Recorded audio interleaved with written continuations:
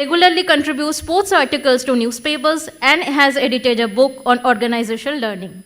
We extend a warm welcome to you, sir. Please give a round of applause for Professor Bhaskar Basu.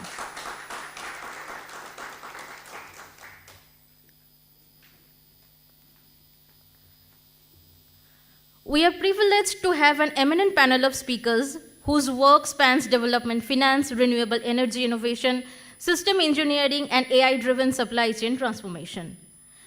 Our first speaker will be Dr. A.B. Bhavani Shankar, Chief General Manager, FSDD, NABARD, Mumbai. He is a seasoned expert in agricultural and rural development finance with leadership across NABARD, the Andhra Pradesh Trade Cooperative Bank, APCOB, and Bankers Institute of Rural Development. He holds a PhD and MSc in horticulture and has served a key roles including Managing Director of APCOB and Deputy General Manager at NABARD, Lucknow. Dr. Bhavani Shankar has joined us from online. Please give a round of applause for him. Our next speaker who is yet to join online is Dr. Harish Hande, that is founder of Selco India and Selco Foundation and co-founder of Selco Solar Light Private Limited, is internationally recognized as a pioneer in rural energy services. He has received numerous national and global honors, including the Ramon Magsaysay Award 2011 and the Scroll Award for Social Entrepreneurship 2018 for his transformative work in making solar energy accessible to undeserved communities. Dr. Hande is yet to join, but we can give a round of applause for him as well. Our next speaker is Mr. Gary Smith, Senior Expert System Engineer, Airbus Group, United Kingdom. Is a system engineer at the Airbus Defense and Space and a leading architect of engineering processes and a key figure in the division's digital transformation. With a career spanning industrial chemistry, software development, project management, and system engineering, he has held major roles including chief engineer and architect of system solution, and is also an INCO certified expert and senior editor of system engineering body of knowledge. I invite you, Mr. Gary Smith, to take over the stage, and can we have a round of applause for him? Our next speaker is Dr. Arnab Banerjee, Director Supply Chain AI, Micron Technology. Dr. Banerjee leads an AI-driven transformation initiatives as SMAI, using AI, generative AI, and agentic AI to revolutionize supply chain operations, backed by over 2 decades of expertise in supply chain across strategy, technology, product development, and supply chain execution. A respected thought leader with 48 publications and expertise across multiple industries, he holds a PhD in industrial engineering and remains deeply connected to academia. Outside work, he is an enthusiastic traveler, reader, and explorer of diverse cultures. Please give a round of applause, Dr. Arnab Banerjee.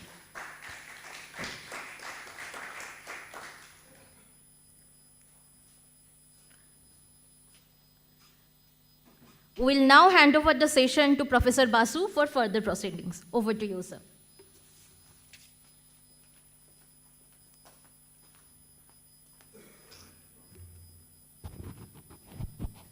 A very good morning to you all, ladies and gentlemen. So, yeah, that's. We are coming back to where we started. Okay, so this session is particularly, a kind of looking into the dimensions and the factors which we started off with, the AISS regenerative design variables, and we have amongst our midst, people representing the different domains, and how, we all knit together and we find that there is a certain commonness in the themes. That is the whole objective of this session, and I would just like to, set the context here, and also the sequence or order. So we will begin with Dr. Bhavani Shankar, who is representing NABARD. Many of you are aware of this organization because the Deputy MD was here during the registration. So NABARD, or National Bank for Agriculture and Rural Development, is India's apex development bank focused on promoting sustainable and equitable development in rural areas. So he is representing the services dimension, and just to set the sequence right, so we can have Dr. Arnab coming after Dr. Bhavani. So Arnab is in the manufacturing and processing domain. He will be representing Micron Technologies. So Micron Technologies is an American producer of computer memory and computer data storage. We use that, in our computers, including dynamic random access memory and flash memory and solid state devices. So he had given a presentation, some of you were there, on the reusability and regenerative aspects of the memory chips. So that's an area where he will talk about and bring about the regenerative essence. Following that, we will have hopefully Mr. Harish joining us.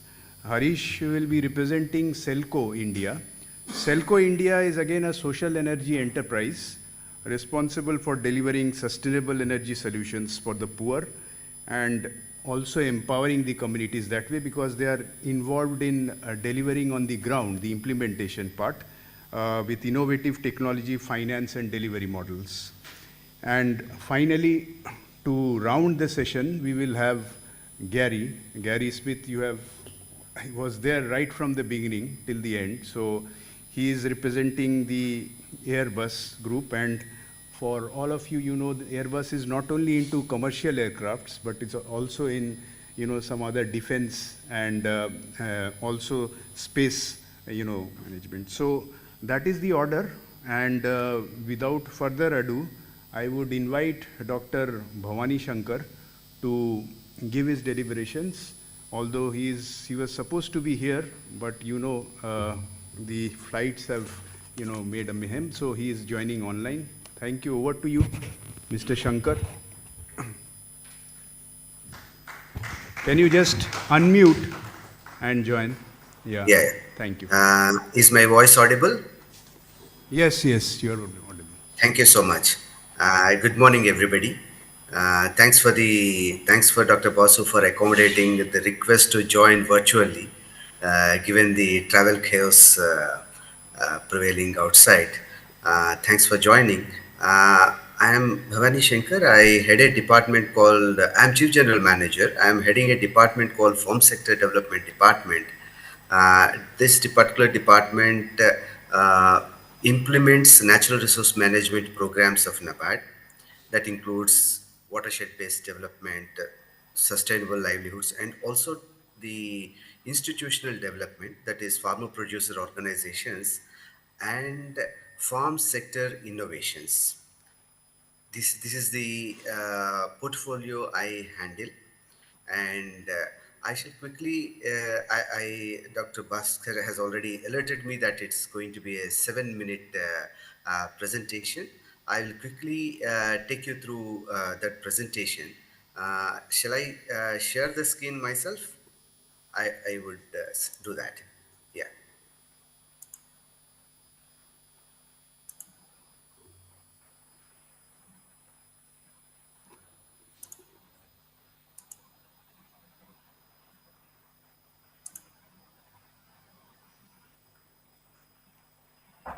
Can somebody confirm if my screen is audible, is visible?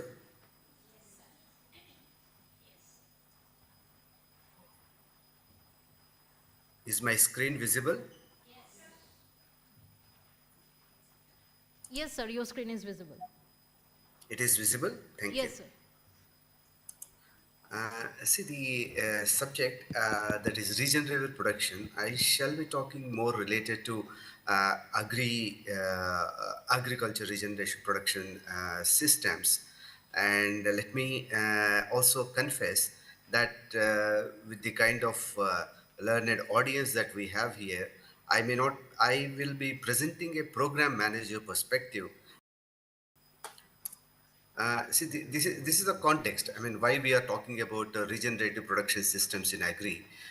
We see nearly 2/3 of our cultivable area showing signs of degradation, and more than 50% is rain-fed farming. And also an important factor is the soil organic carbon content, which is essential for soil vitality, and that ideally should have been at least 1%. And as we see the data, it says it's about 0.3%, which is a cause of concern. And therefore, regenerative production systems that build production systems are the methods or mechanisms that build soil vitality gains importance. And coupled with it, if we can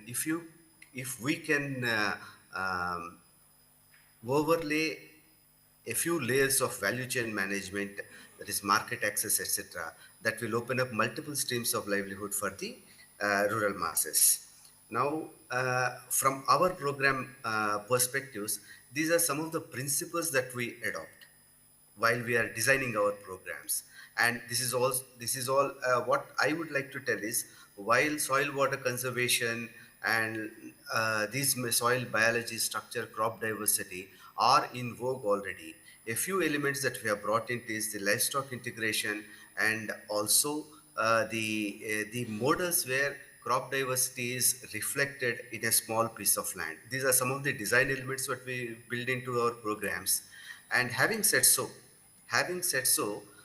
when we translate them into some program level approaches, these are certain of the things we make it mandatory in our programs, in all our programs. Like when we are talking about regenerative production systems, which are more utilization of the local resources than external extracting resources, soil extracting resources.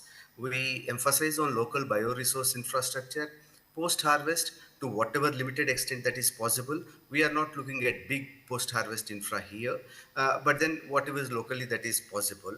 And we also look into building an output framework, and also a rigorous MRV into the programs. Certification and traceability is a new element that we are trying to build into our programs. And also the farmer collectives, the FPOs, and any other village level be it cooperatives or anything that we try to encourage. And with this backdrop, this is just to give an idea the scale at which we operate. When I say our NRM portfolio, I'm talking about what our flagship programs, that is watershed development, and also sustainable livelihoods for tribal development. The numbers are there on the left hand side. Nearly 5,500 crores have already been gone into these programs over a period of time. And while we are going ahead with these programs, we see challenges in these programs as well. And because of the climatic changes, land degradation, loss of biodiversity, which have compelled us, or rather, which have triggered certain additional elements, and which we christened as a program called Jiva. This program is called Jiva. I am just introducing this word called Jiva, and this is what Jiva is all about. Jiva is, in simple words, it's a Sanskrit word. Jiva is a Sanskrit word which means a living being or an entity imbued with a life force. I mean, this is what Jiva is all about. In simple words, Jiva is a natural farming program which integrates the agroecology framework uh, of FAO, the 10 elements of FAO, which all of us understand. And at this program we have initiated a couple of years back with the 24 projects in 11 states. We have spent around 30 crores on that. And then, given the positive impact, now I fully understand that the program is at it's still at the learning phase, but still, given the last 2 years of experience of good impact, good positive impact at the ground level, we have taken forward to add more projects and more states. As of now, we have these projects in 20 states, which are overlaid on our existing NRM projects. Because why we have chosen in the pilot phase our existing programs? Because we have already a social capital built there. We have also an institutional mechanism that is built there. So to test these pilots, we have chosen those project areas, and eventually we'll be going to newer and newer areas as we scale up. Now, these are some of the features of our this program. I would like to bring your attention to the first part, that is farmers as resource persons and capacity building.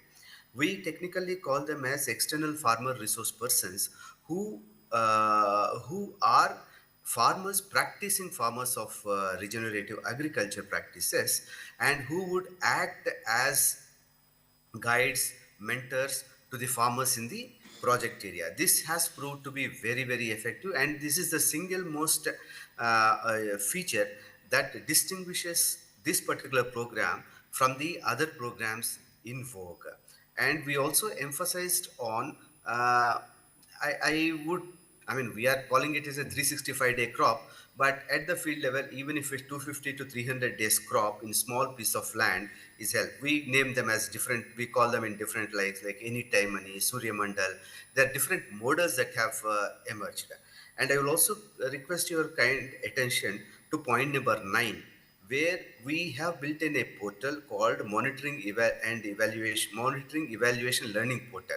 I should certainly thank ZIZ for all the technical cooperation they have. This is a program which we are doing in collaboration with ZIZ, wherein ZIZ is coming up with all the technical support that is required for this program. And now, when I translate these principles into interventions, yes, you can see these are a plethora of interventions. One important element here is that we are encouraging enterprises in this, small scale enterprises, be it a bio input resource centers or be it a primary processing center. These are certain of the things that we are trying to build in. So ultimately, the principles have translated into program elements. The program elements have translated into interventions at the ground level. This is how the transition takes place. Now, these are some of the SDGs. Various, almost 10 SDGs. These are addressed by the Jiva program. In fact, in Odisha also we have a program on Jiva. And this is a glimpse of the various field activities that we integrate.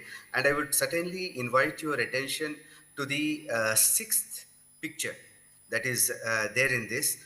In the bottom row, the second picture, where it is a traditional seed mela. The entire one of the elements of the regenerative agri practices is to promote local varieties, local agriculture crop varieties, and then traditional seeds. They are said to have resistance to climate vagaries, and they are native to those species, and they have good market value. So local seed melas we conduct, and seed banks are set up in the villages at the project level. Now, these are some of the publications, and I'm glad to tell you that the Association of Development Financial Institutions in Asia and Pacific, which has a membership of around about 50 countries, has recognized this particular initiative of NABARD in the category of environmental development, and they have awarded a merit award for NABARD on this. In fact, I'm also glad to tell you that there is a mission called National Mission on Natural Farming by Government of India.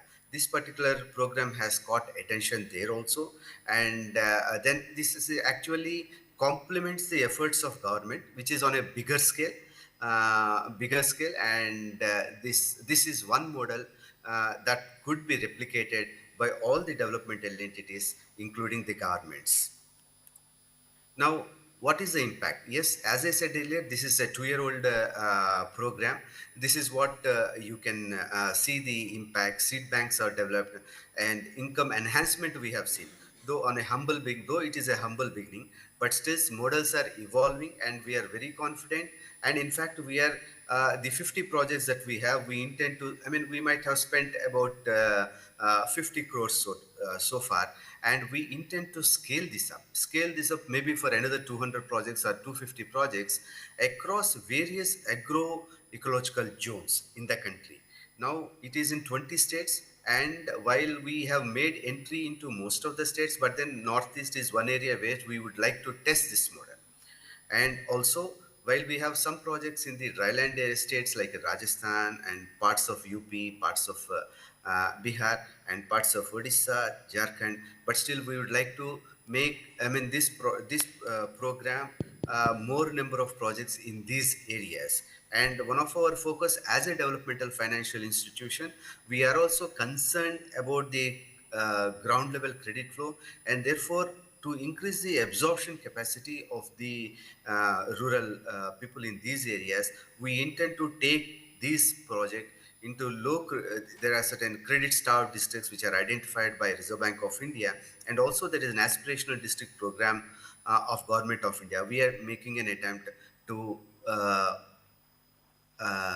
build in more number of projects in these areas.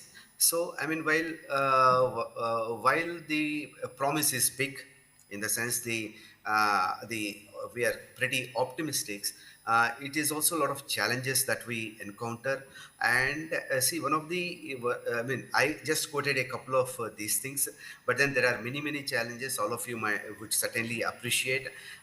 This is very a bit of knowledge intensive in the sense that while we are trying to look into the knowledge that was with the system maybe one generation, two generations back, and we are trying to bring this back for and bring this now.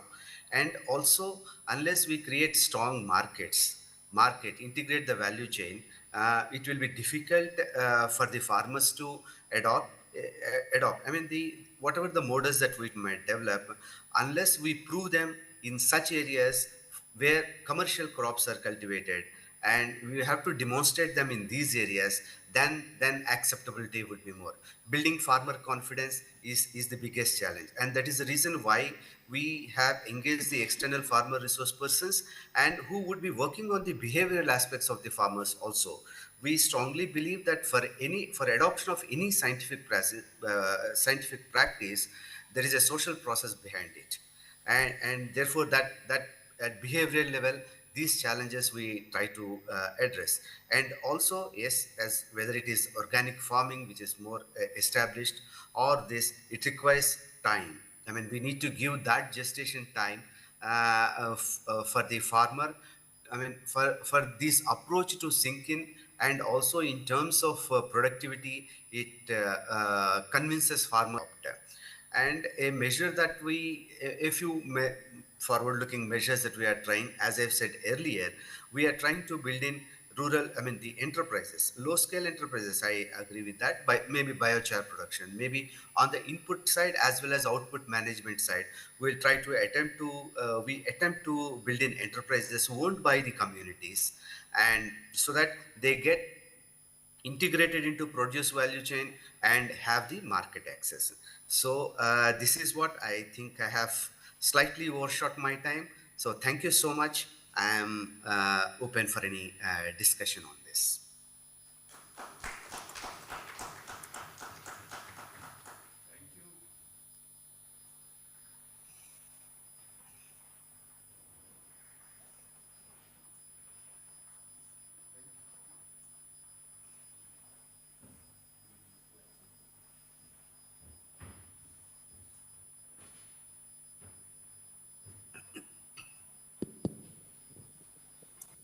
Yeah, thank you, Mr. Shankar. So we actually also saw Mr. Shankar presenting the Jiva framework, which is part of, again, this is an evidence-based practice which he demonstrated, which is very much a part of our theme. Now, I would like to throw open now to the audience if you have any questions. Yes, sir. Can we have a mic there, please?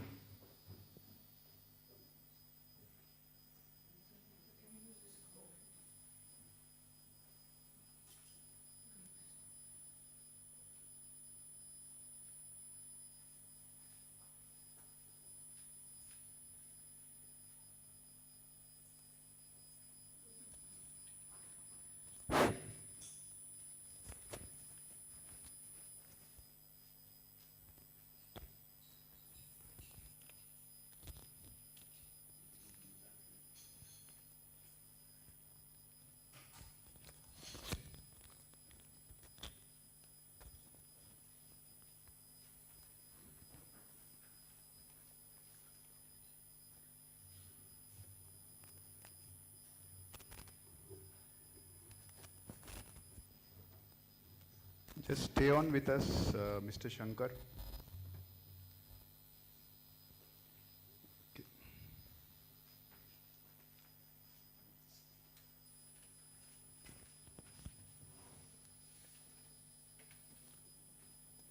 Yeah, I didn't hear the query if it was there. Yeah, so just we are having some technical issue here. So just stay back, and that's what I'm Yes, saying. exactly. Yeah.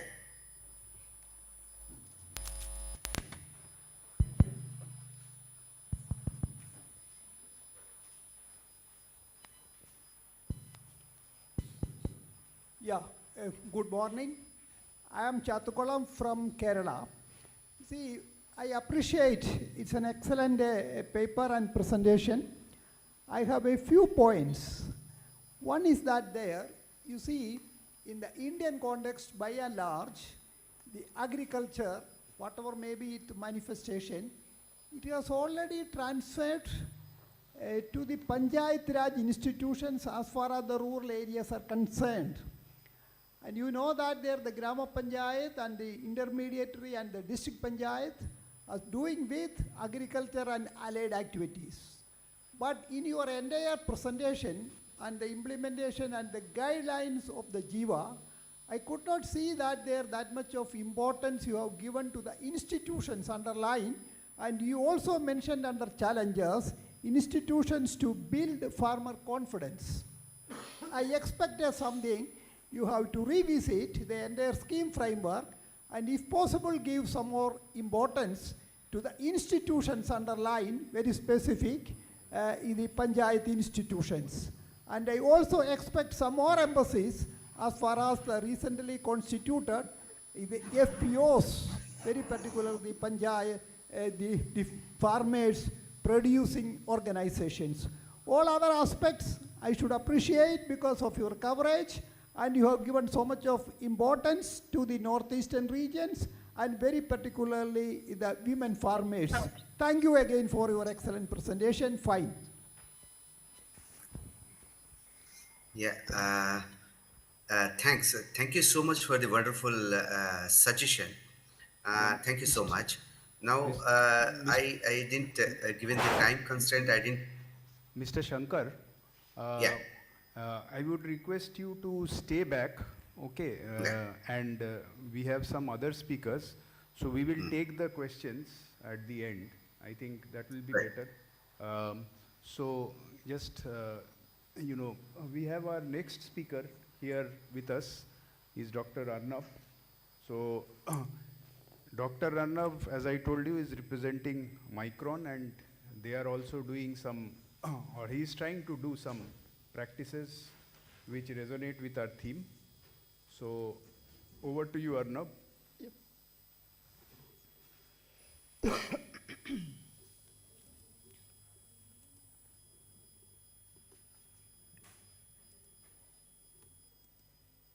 This one.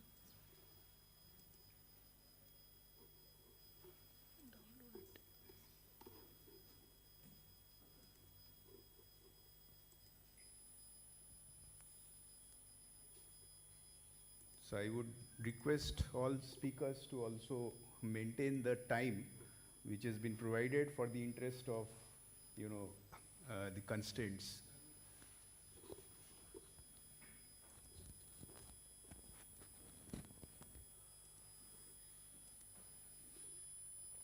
Okay. Good morning, everyone. After Dr. Shankar's presentation, my presentation will be completely on the other side of the horizon, where I will be more talking about the industrial aspects of the things. As Professor Basu talked about, I come from a semiconductor company, so my area of interest and research is more around like how these semiconductors which gets created after a lot of effort, how we can reuse it, how we can regenerate these semiconductors, and what are the possibilities. So my presentation today, I will quickly, I will talk about the e-waste, because when we talk about the semiconductor, basically it generates e-waste, electronic waste. And I will be also briefly talking about why do we worry for this e-waste and why there are challenges in handling them. And then I more get into the solution aspects of the things. One of the key solution or one of the key area to focus when we talk about the e-waste is generally the reverse supply chain. It has its own challenges. I will be talking about what this reverse supply chain is all about, and also I will be talking about the challenges and what are the things which is happening in India. I will be also briefly touching upon the circular economy and the challenges and the focus area for these semiconductor companies. Okay. So a brief on the e-waste. These are the photos or these are the pictures which you all are aware that these are what we classify it as the e-waste. In terms of the time, in the interest of time, I would say, we generate almost 20 to 50 million metric tons of e-waste every year. And out of that, globally, only 17% is recycled. And these e-wastes has a lot of chemical, plastic, as well as lot of heavy metals in it, which we can reuse, but is mostly not reused. As you can see, 83% of it goes waste. And it's not just that we are not reusing it, it is also polluting the land, the soil, the water, and the life on earth, which is kind of impacting us. So in terms of some brief statistics on this e-waste, 70% comes from the computers, and almost 12% comes from the electrical equipments and all, telecommunication equipments, and then electrical equipment. So if you look at these three, it almost makes up 90% of the e-waste which we generate in our country. In terms of the states, generally the most industrialized states are supposed to be the one which will be generating the most e-wastes, but that is not the case actually. Although Maharashtra and Tamil Nadu are the most industrialized states, but then you will see that Uttar Pradesh and West Bengal and Delhi are also generating a huge amount of e-waste, or they rank pretty high. One of the reasons is the population and the usage by the people. And then e-waste recycling. In India,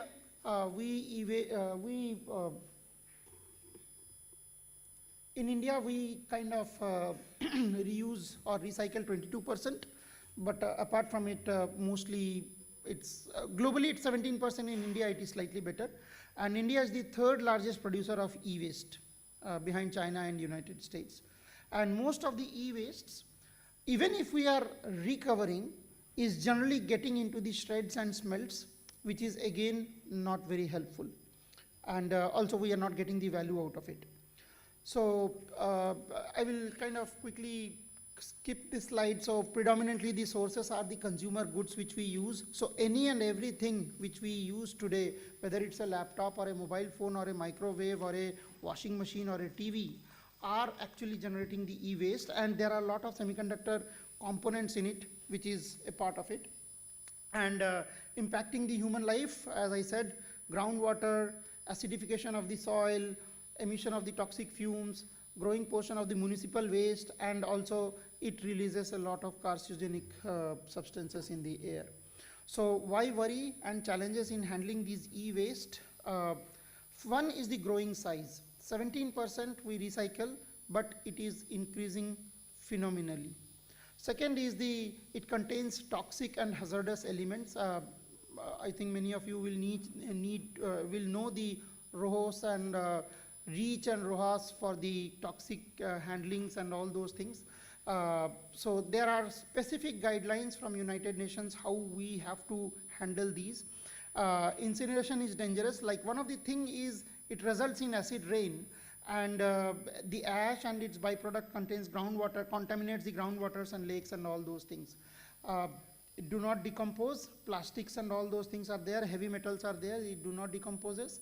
And valuable reusable components. There are a lot of valuable reusable components because these are the components which goes into these semiconductor products like silver, gold, copper, cobalt, tin, nickel, and it is not getting recovered.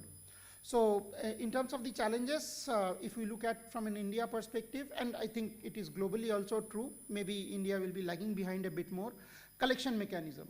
We do not have a very robust mechanism for collecting these e-waste. Many of these are kind of informal sector who are collecting this, and because of that they do not follow the regulations and all those things. No incentives, even there is a 12% GST on electronic recyclers. Lack of awareness of the people, even educated people do not always think of recycling, rather they would like to dispose it off in some way or the other. And last is the lack of the infra and the investment, very little investment to develop large infrastructure for recovery and recycling, which is not there today. And in terms of the industrial e-waste is more driven by law. So these are the consumer parts. So this is what I am talking about is more on the consumer parts, and when we look at the industrial, it is more driven by law. So the Basel Convention in the United Nations Treaty of 1992, it defines the hazardous waste and how you have to handle it. So there is certain rules by which it can be handled, but it cannot be, that is not the case for the consumer goods, and consumer goods are also throughout, it is spread throughout the globe. It's not just only on the industrialized nations or the industrial belts, it is throughout the globe and throughout every locality. Specifically coming to the semiconductors, there are two streams by which it generates these e-wastes. One is the end of life, when the semiconductor products becomes the end of life, so we discard it. So that is what is the source of urban mining today.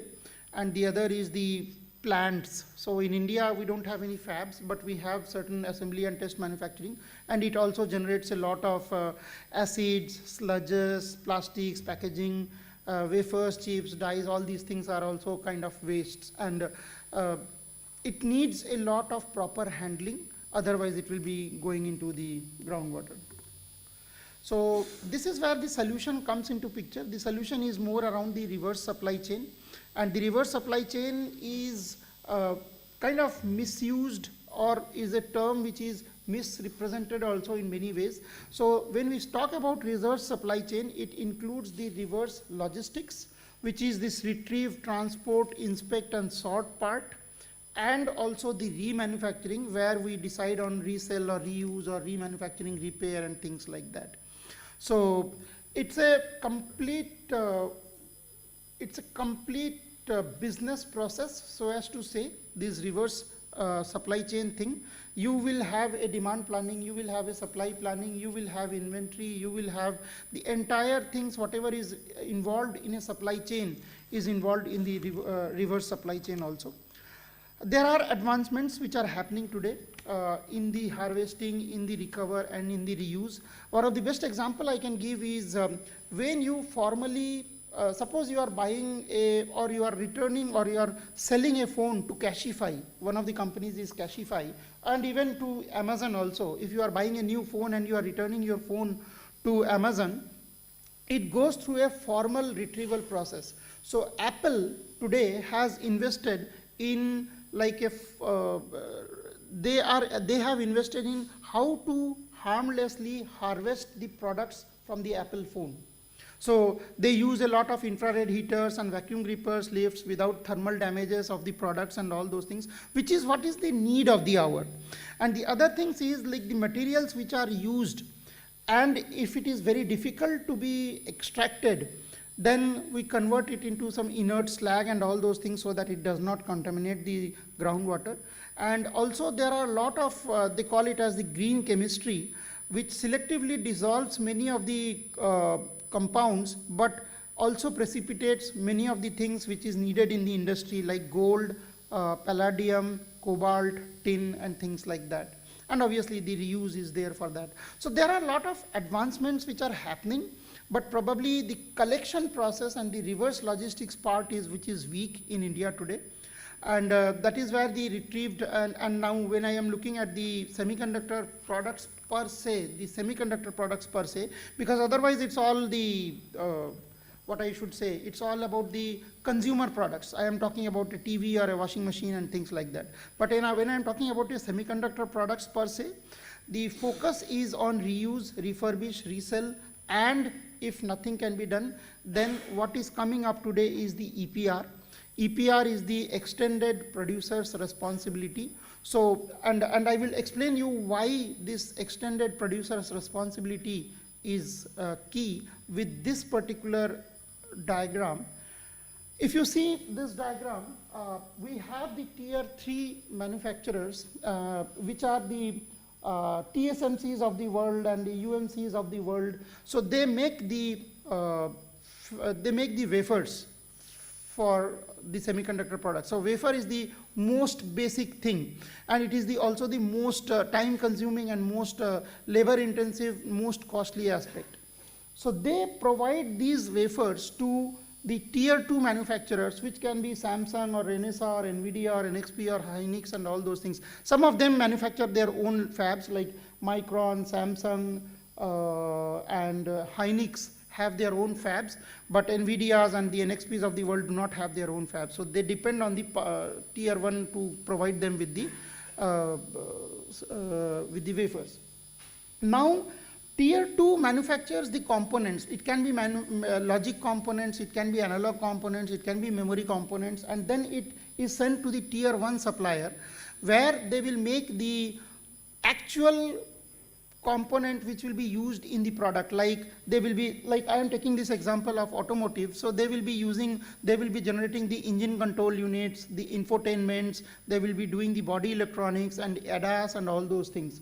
And then it gets fitted into the Toyotas of the world or the GMs of the world. Now the problem is, when TSMC is manufacturing the wafer, it does not know where it is going to be ending up with.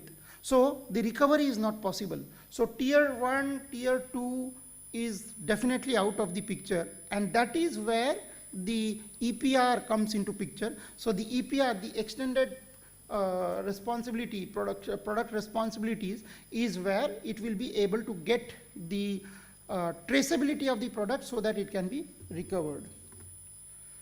And then in terms of the semiconductor companies, it's not so easy like where to focus on, but these are the, I would say, the 9 areas where they primarily focus on today, mainly the reduction of the gas and all those things. And these are some of the data-driven regenerative efforts which are going on, and overall it's a portfolio approach. Like there is no one single solution, it's more like a portfolio approach to go through this. Okay. Thank you. So thank you, Arnab. So you may park your questions till the end. So we will now move to Mr. Gary. Gary, I'll just check if Mr. Harish is there. He's there. Okay. So we can have Mr. Harish representing Celco to come over and present his version, and then we will have Gary to wrap it up. Oh, so you want me to come on last? Yeah. Okay. Thanks, Gary. So, Yeah. Mr. Harish, can Yes. can we have Can you? Can you hear me? Yeah, we can hear you. Yeah. So, yeah, sure. I do not have a PowerPoint. And I'm very grateful for Shishir for calling me for this, and unfortunately, I'm stuck here in Guwahati and had booked my tickets to come and be here at this session. So what I'm going to talk about is two things. The way we approach from a systems lens, and because I told Shishir that because I'm going to a session where a lot of academics are there, I'm going to give my problem statement to the academics, what I am facing on the ground and how the academic structure in India could actually play a role. Number one, the way we look at system, we are in the field of, just to give you a background, we are in the field of how do you institutionalize sustainable energy into increasing people's livelihoods, and decreasing their transaction cost in terms of health. So because if you look at poverty is either you increase people's incomes or decrease people's transaction cost of receiving services. So you might actually earn more, but because of a child's sickness of not getting health delivery at the right time in Mizoram, your delta savings on a monthly basis is much less than even a poor person actually getting certain income at a delta point. And the second, I'll come up with a specific example of how we look at systems. When people come to us and say we want water pumps, so the issue is people focus on solar water pumps as a solution to sustainability. But the actual problem statement is irrigation. And if you had to write a book, the book is irrigation and solar water pumps is chapter 4, part B. And it's one of the solutions per se, depending on what the context is. Like having solar water pump get water from 1,000 feet in a dry area to irrigate sugarcane is not about sustainability at all. Solar water pump might be sustainable in its own bracket, but overall it's extremely unsustainable that to have grown sugarcane in a drought area, depleting the water table over the period of, and for a different cropping patterns while keeping the ecosystem intact. This thought process of asking the problem statement for what happens today is many a time we go with the solution and try to fit a problem to it and say, okay, I'm going, and add that too in a very project-based thinking.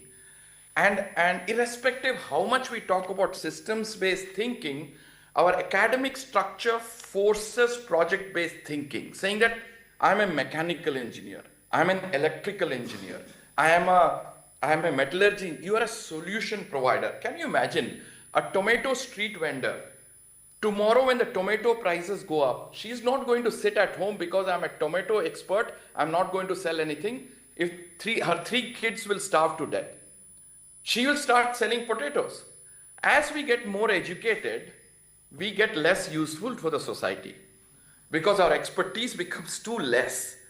The question is, how do we broaden our thinking process of being a solution? And that's why I'm getting very scared when people say, I'm an expert, because you're expert of a very small thing, right? It's what we need is, how do you cross-cut? How do you cross-cut? So we took unfortunately, I have a PhD, which was, I think, the biggest waste of time sometimes, I think, of 5 years, because it pushed me.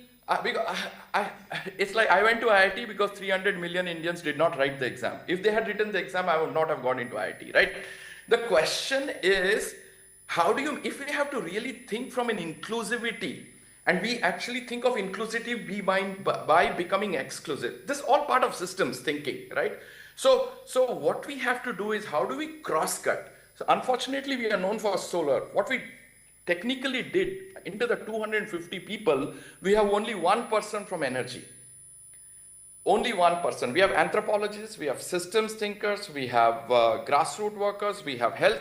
So how do you cross-cut people to rethink? If you have to define a good program in the ground level, you need to have an economist, you have to have an engineer, you have to have an architect actually working on the same program. It's not an engineering comes up with a product, give it to the financiers to create a financial product, who gives it to the academics to do the monitoring evaluation.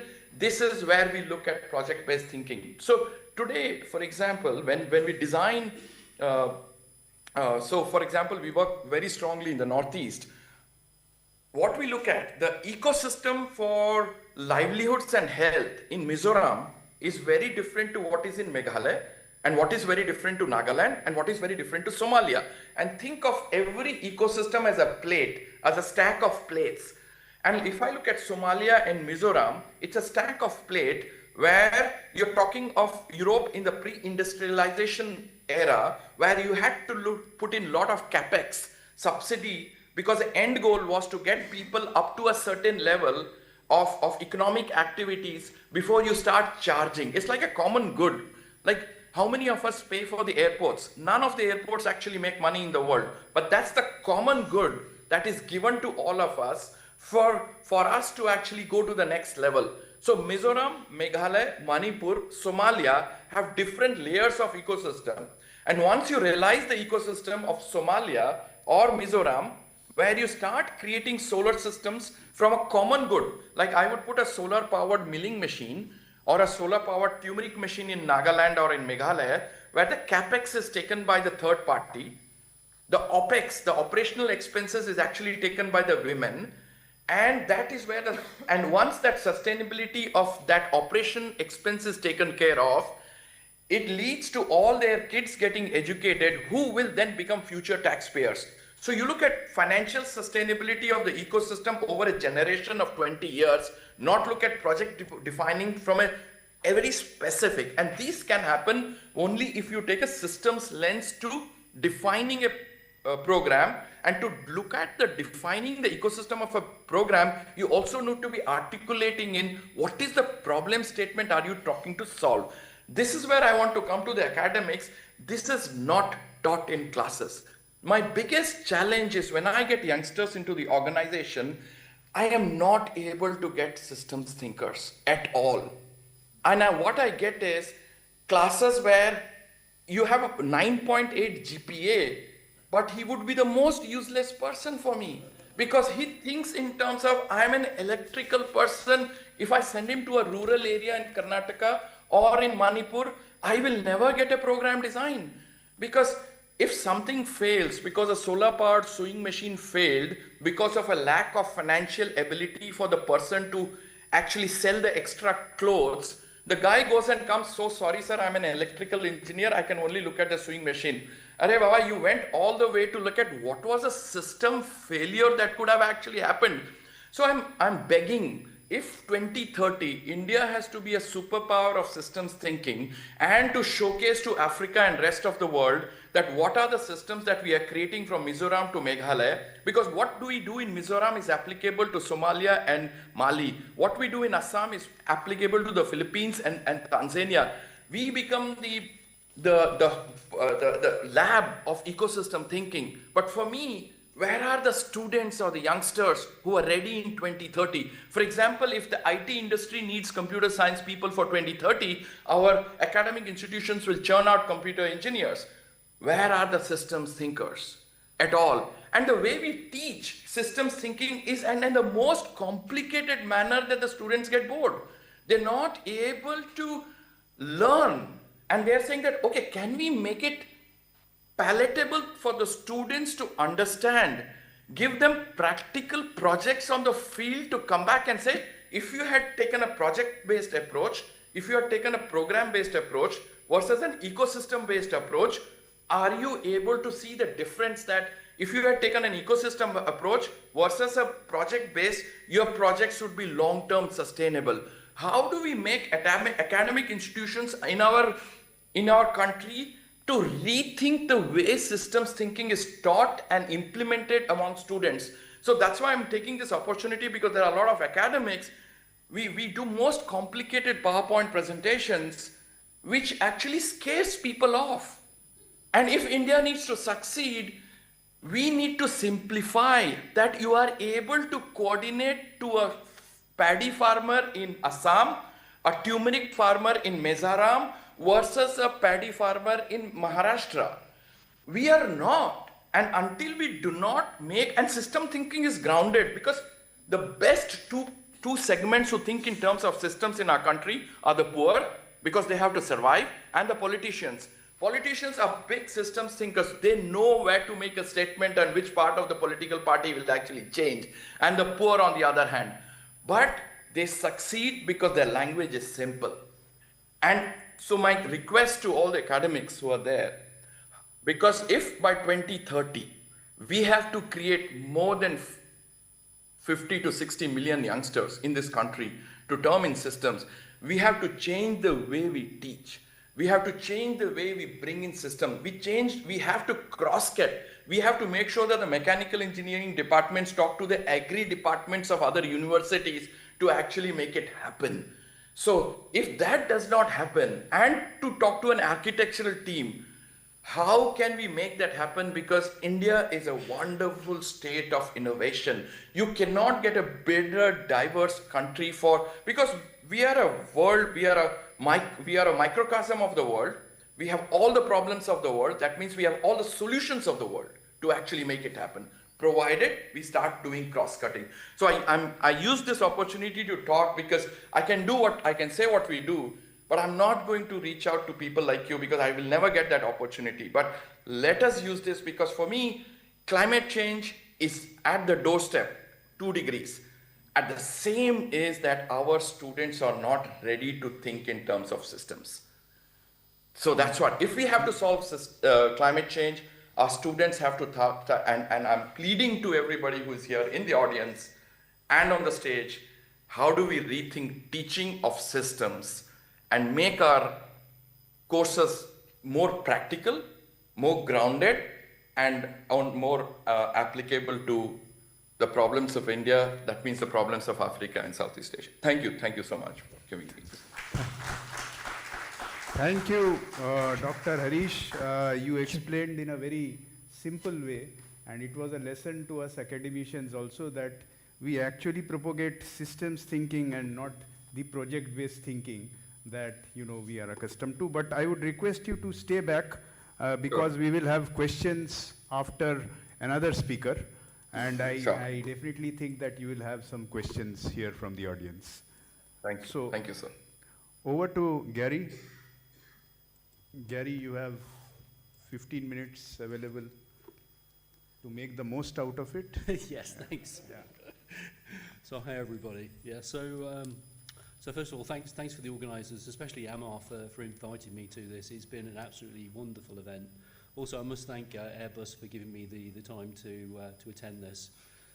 So yeah, I'm going to be talking about organisation, and I'm also going to be talking about the organisation of everything. So this might not have been what you were expecting. So there's some big words here, but this is about stuff in the universe. Yeah, everything in the universe is a system, and everything is interacting, as Amar has been telling us. System science studies the patterns that connect all systems: conceptual, physical, biological, social, ecological. It's to build a shared foundation of systemic knowledge. There's quite a few slides here, but I'm going to go through them very quickly.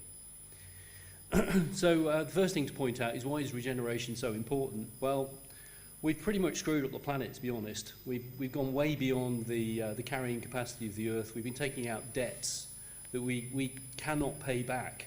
Yeah, and this debt is basically destroying the capacity of the Earth to actually support us. Yeah, and we are potentially facing a massive decline unless we get our act together and restore life on this planet. That's why it's so important. Also, if we look at system science and metaphysics, nature is cyclic, and we have regenerative cycles, and we also have vicious cycles. So a really nice diagram from a good friend of mine, Christopher Chase, who's an artist who teaches systems thinking while he's also teaching English at a university in Japan. And nature regenerates through cycles, and when we break the cycles, we break life renewal pathways. Some more on metaphysics. Systems are everywhere and everything, but the system is made up of parts, organised wholes, and parts are also parts of something greater. And again, this nestedness goes across all the way from life and agriculture through various levels of systems till we get through to the overall planet. And every level matters, but only together can they regenerate. Coherence across levels is the missing ingredient. So, we need to basically fix everything, which is why I'm talking about everything.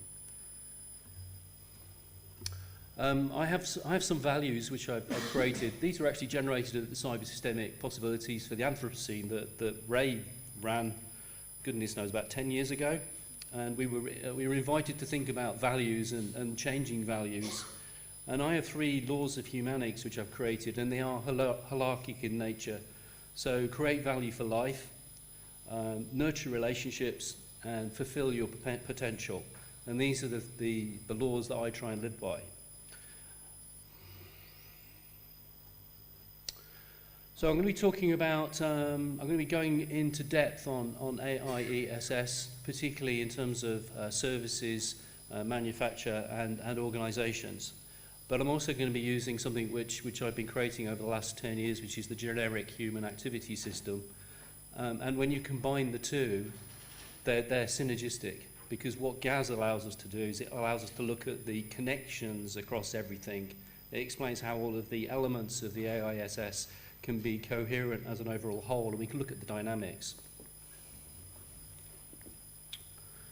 So we're now going to deep dive into these three elements of AIESS, and I will be going into some of the details. So when we look at organisation, in terms of this particular element, it spans two main areas of the human activity system.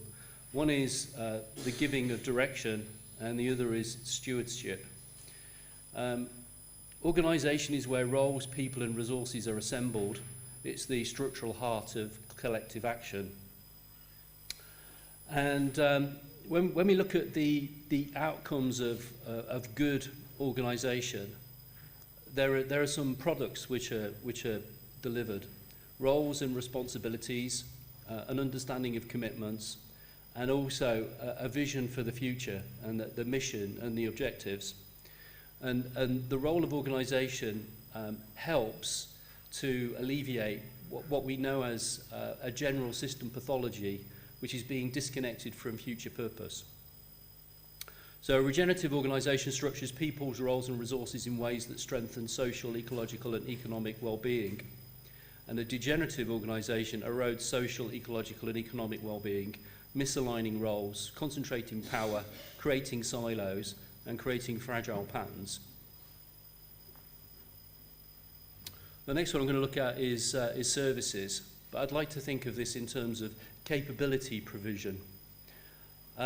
This is provision of capability for designs, materials, processes, technologies, and energy, which is then later utilised in the manufacturing activities. So here we look at the products of services. From a technical perspective, we're looking at things like architectures, organisational structures, a definition of what to achieve, and then also design. And design explains how to achieve something. That's supported with dynamic models and simulations, and also trend analysis so that we can have a view of the future.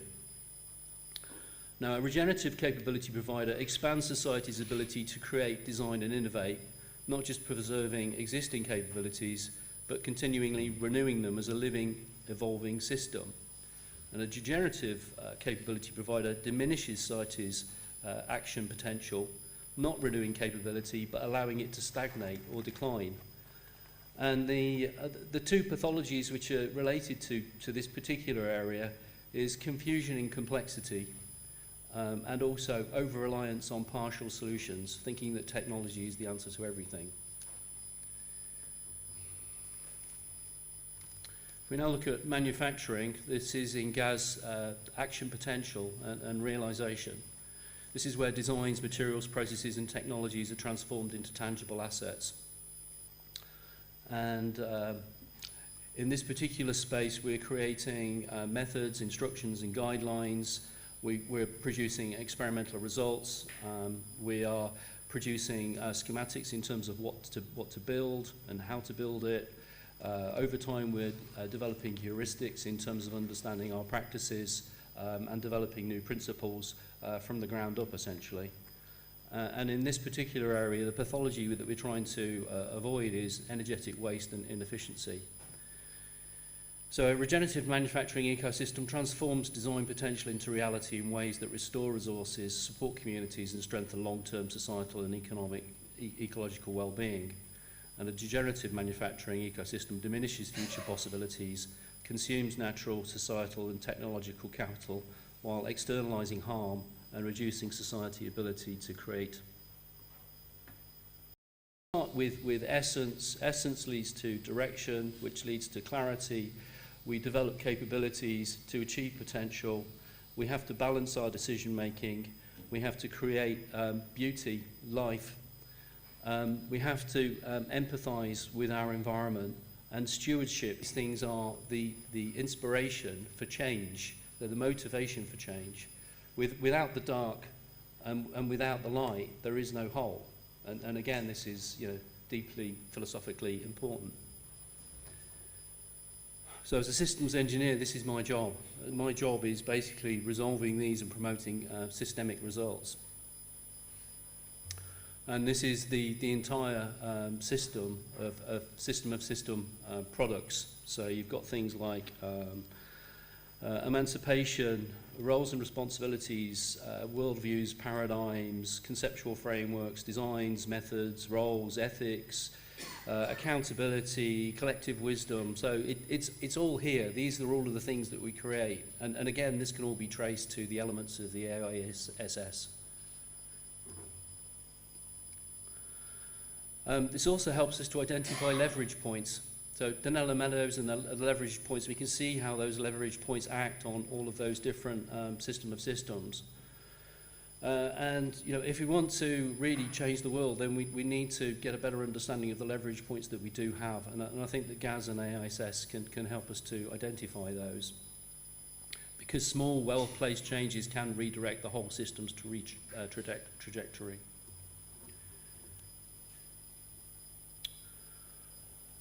I've mentioned it already, but basically when we bring GAS and AIS together, AIESS shows where regenerative systemic regeneration must occur. It identifies those areas and those platforms where the activity takes place. But what GAS does is it explains how all of this is connected as a dynamic flow.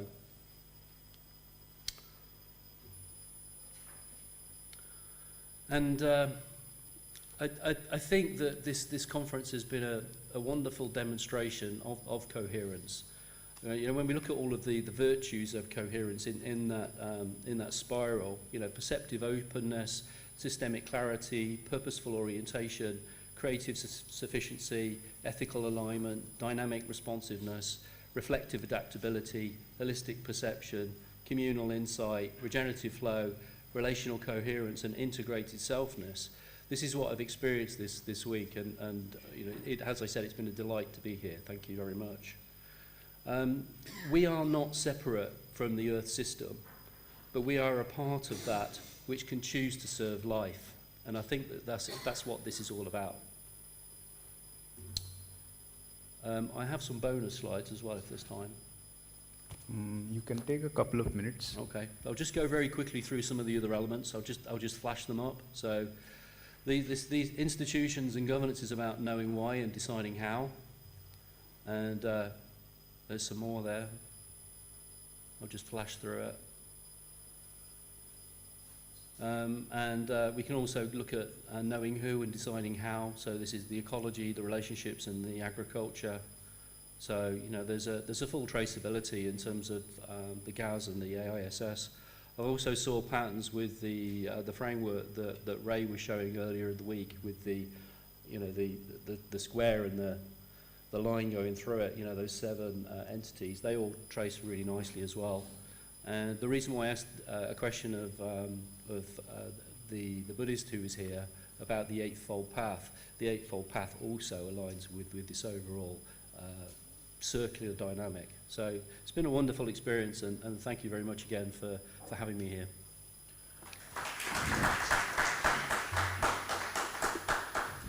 Thank you, Gary. And you have actually put the entire theme of AISS in a very fine way of concluding it, the 8 elements of AISS, which we have discussed along with the leverage points, system leverage points of essence, direction, clarity, capability, potential, balance, stewardship, empathy, and beauty.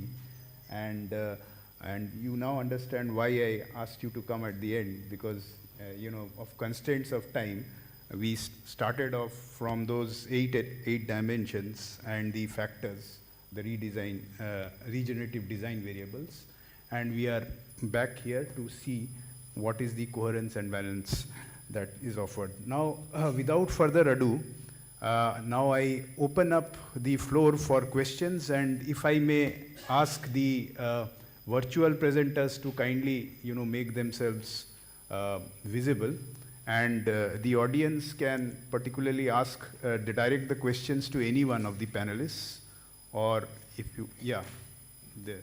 Can we have the mic, please? So Professor Eisendrae goes first. Let him.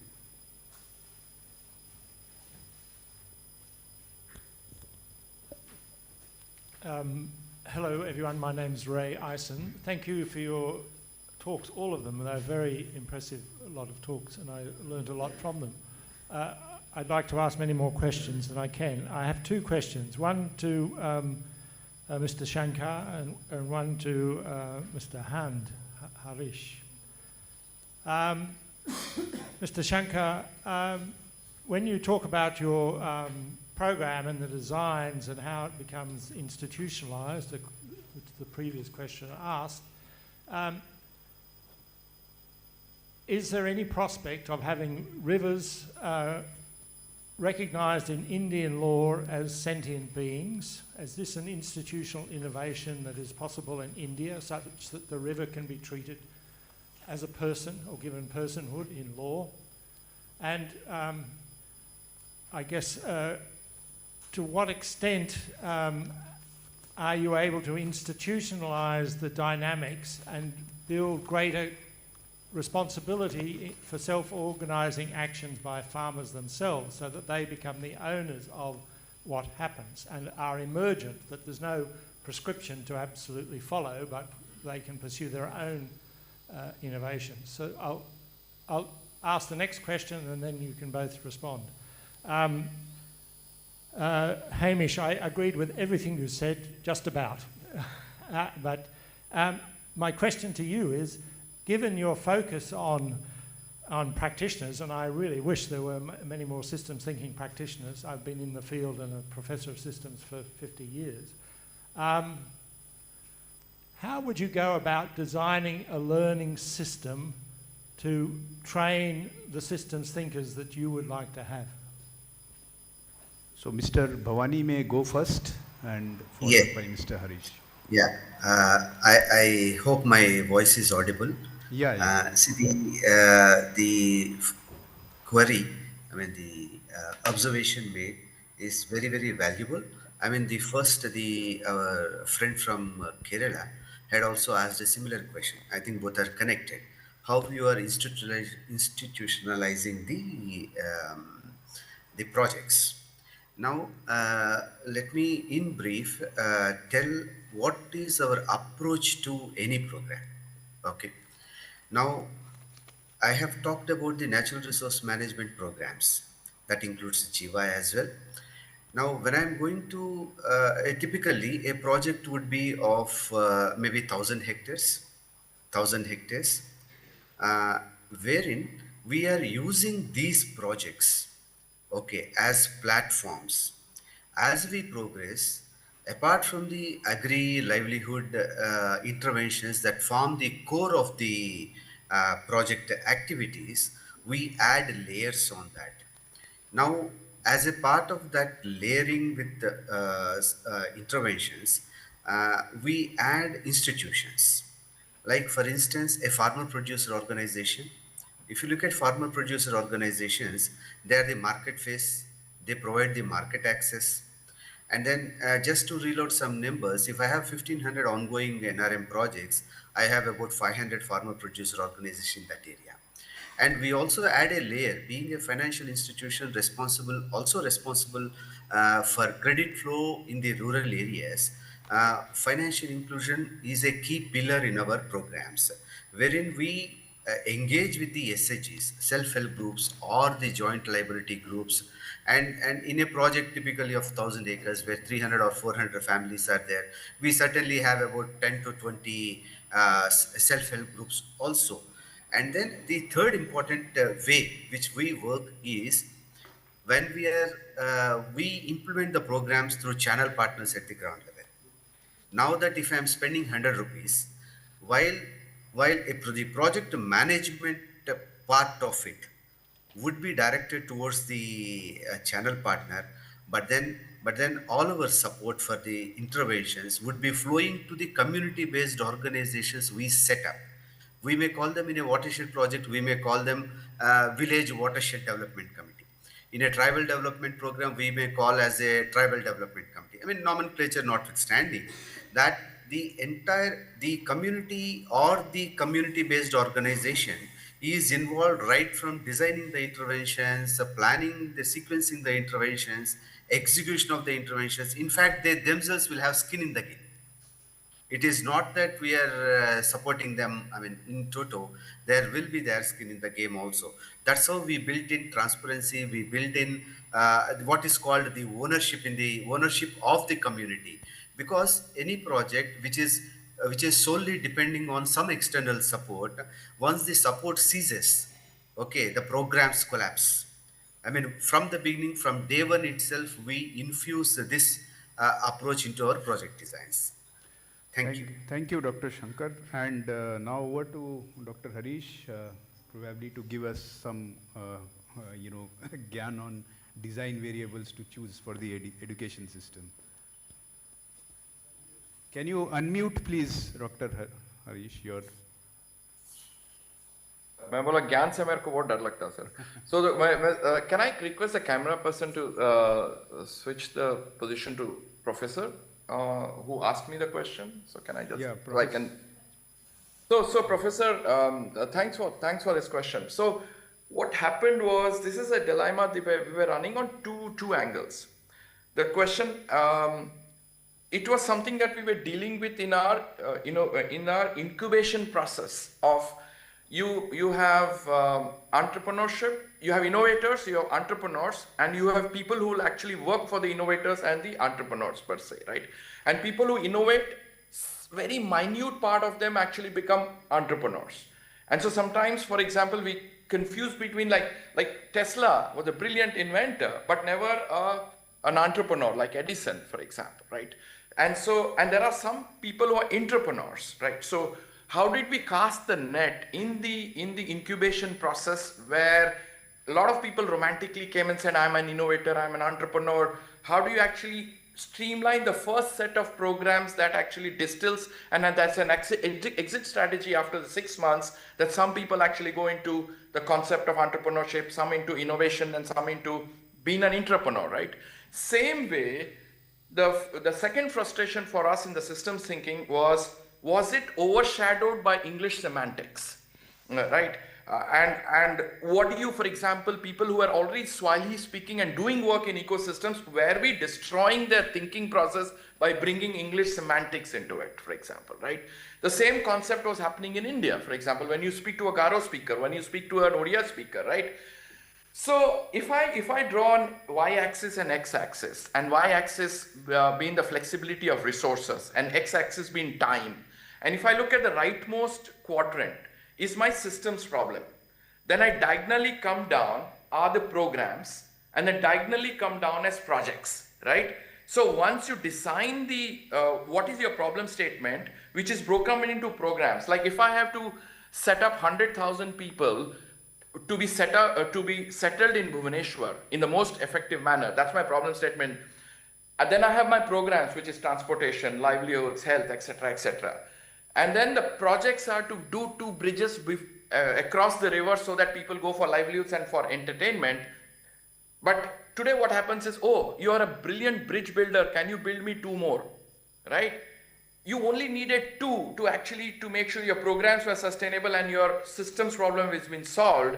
And again, this is not a hierarchy.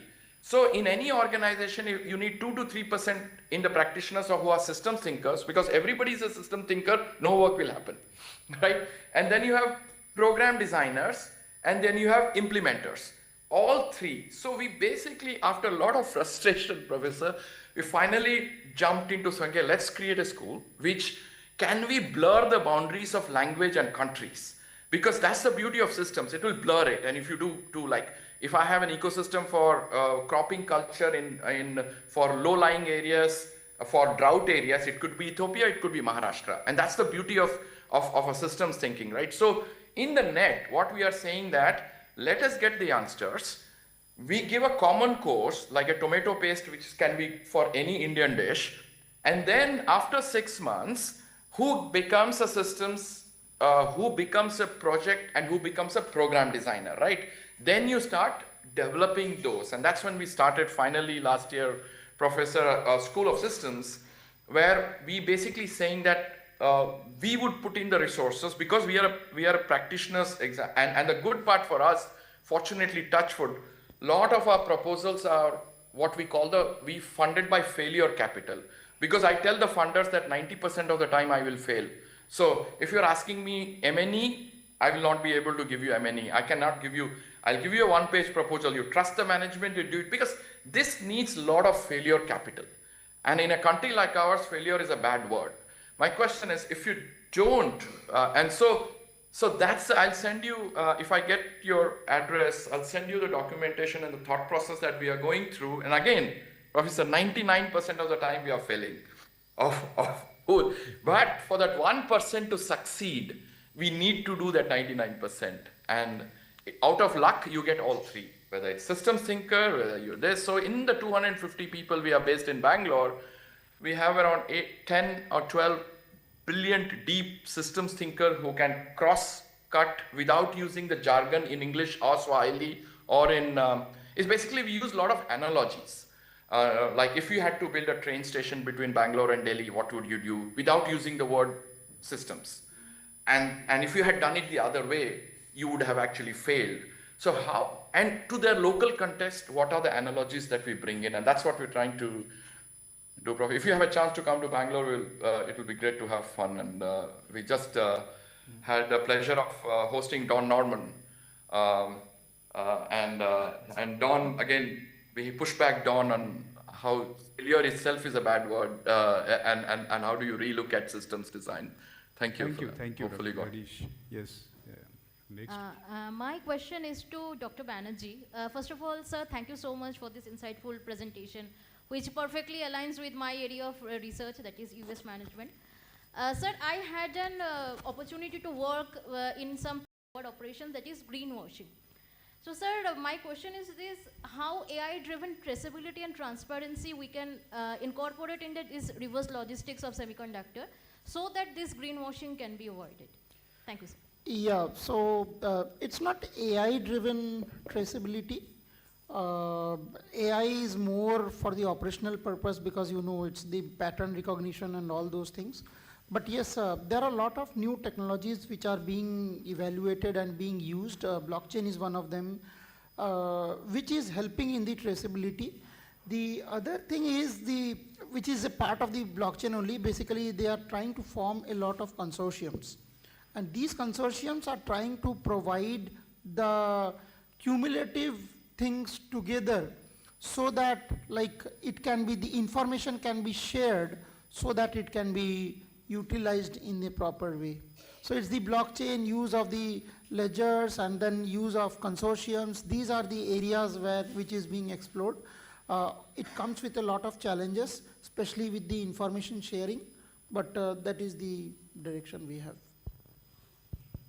So just like, I have a question to you that, you explained about the electronic wastes which is generated by the semiconductor industry. And I remember also, Pavel talking about it, that they have a semiconductor plant, TSMC, came up near this Arizona, I think. And so, I mean, are there any incentives also offered by these semiconductor manufacturing companies because they disturb the ecology around them with this, So, I mean, there is a kind of responsibility also which comes to that. So, on one hand, you are talking about, Indian government actually incorporating 12% GST on the electronic recyclers. But as a company like Micron, as a responsible company, what is it that you are doing to restore the ecological balance for those communities living in and around the area?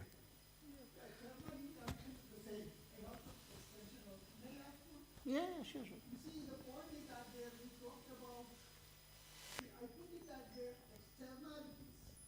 And there is positive externalities and negative externalities. The point is that there are positive externalities mentioned by our respected chairman, in the budget process, you can put it something on incentives. In the negative externalities, you can also in the budget process, you can give some amount of taxation. That kind of theory is already available in the literature. See, can you suggest on such a way that that may not be the full, addressing the entire issue, but partially it can be addressed by the kind of a budget processing. On that, I think started in some of the Indian states, very specifically, Indian states. And they are giving some kind of incentives and for a positive externalities and negative externalities, they used to have some kind of a taxation. Thank you. Yeah. So, in terms of like what Professor Basu asked and what you are also alluding to is like, okay, if I am setting up a factory and I am disturbing the ecology, what am I giving back to the ecology and to the environment in which I am operating? So, as such, the companies are not really doing anything like, okay, I will give back this way. But what they are internally doing is, they are looking at, like these semiconductor companies, they are the world's largest consumer of water, largest consumer of chemicals and electricity. So now, these are three very key factors. So the internal effort is more to either reuse these things, and that's what I showed that. And second is use less and less of the harmful chemicals. So there are a lot of R&Ds going on, or the R&D division's focus is more on the lesser use of the chemical, the lesser use of harmful metals, heavy metals. Do not use those, but use something which is less harmful. So these are the factors, I would say, or these are the efforts which the companies are doing. But yeah, in terms of like incentivizing that, okay, I am putting a factory here, so how do I give it back to the society? It's the normal process, not like something like, okay, I do something for the water which I am using and things like that.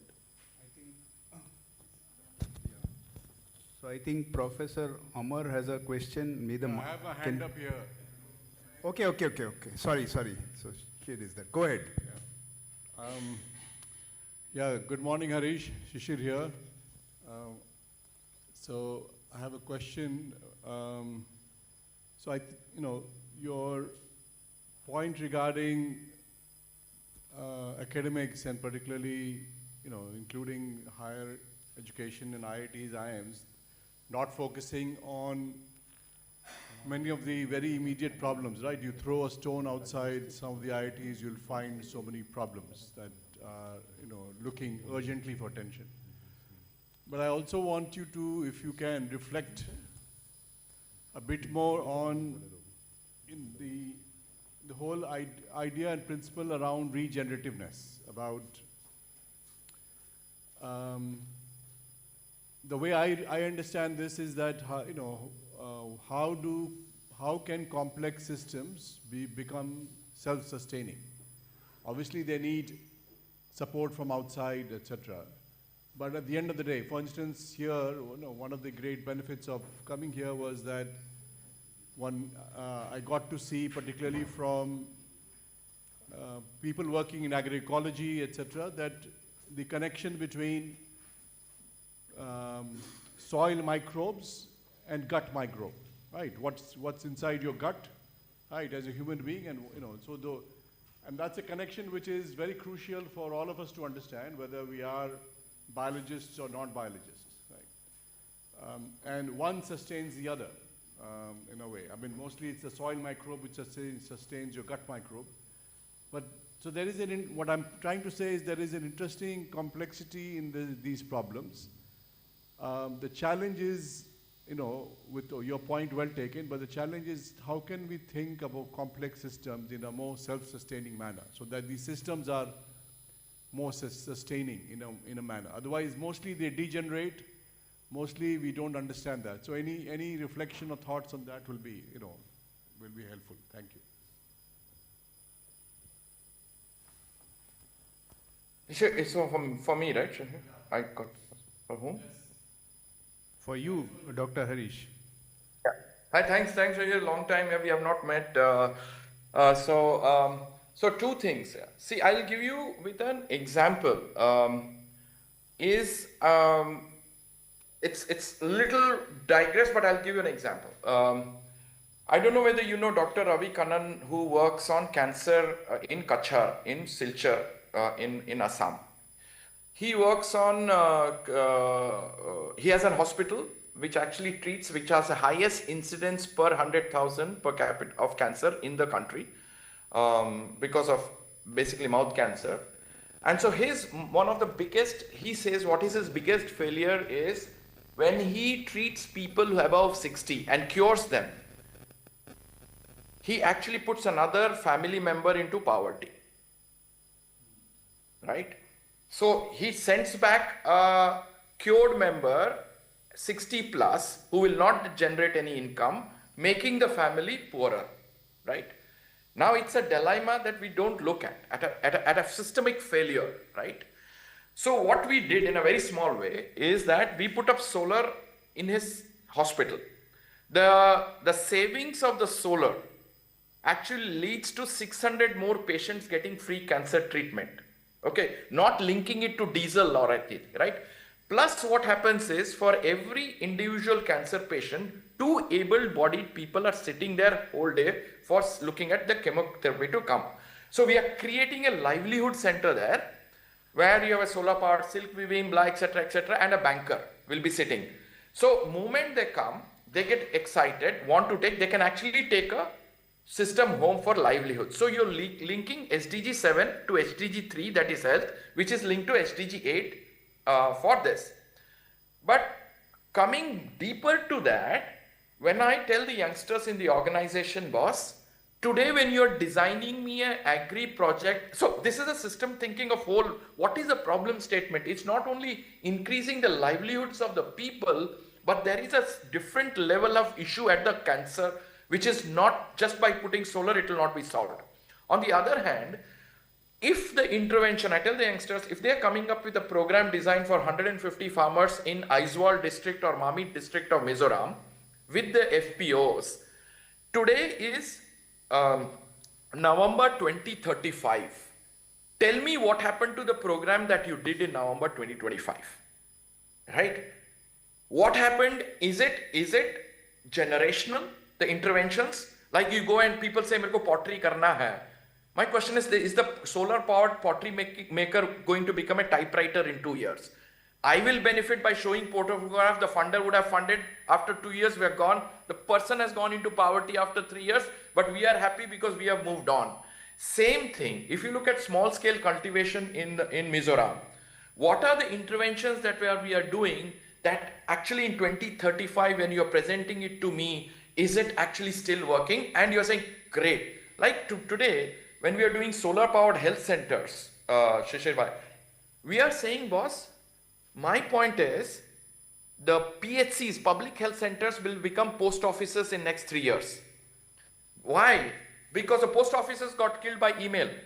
Now, your blood pressure, blood test, everything is done by AI, which I can democratize using teleservices right at the doorstep of the poor without them having to travel. I don't need 2,500 square feet of PHC. What I need is a mobile maternal labor room and an operation theater, right? How do we rethink systems completely? The beauty of it is rethinking systems from a generation. That's what systems is, not about just looking at today, but how is it generational?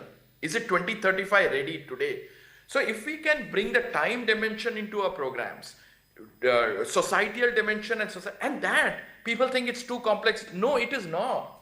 That's my point. It is not. There are analogies that has been done in Indonesia, maybe in Madurai. What is there? There's no centralized process and everything is based on a case study bana diya. The case study focuses on Shishir or Harish, but not on the Lego pieces that they have done. How do we come up with Lego pieces of system thinking and design? So I can pick up Lego piece number 8, 9 and 10, what Shishir has done in West Bengal, take it to Karnataka, add 3 more Lego pieces. And if we are able to teach students the concept of Lego pieces and put in a time dimension of generational impact to it, a lot of these things could be taken care of. Thank you, Dr. Harish. I think we have run out of time, really, but can we have one last question, if possible, or?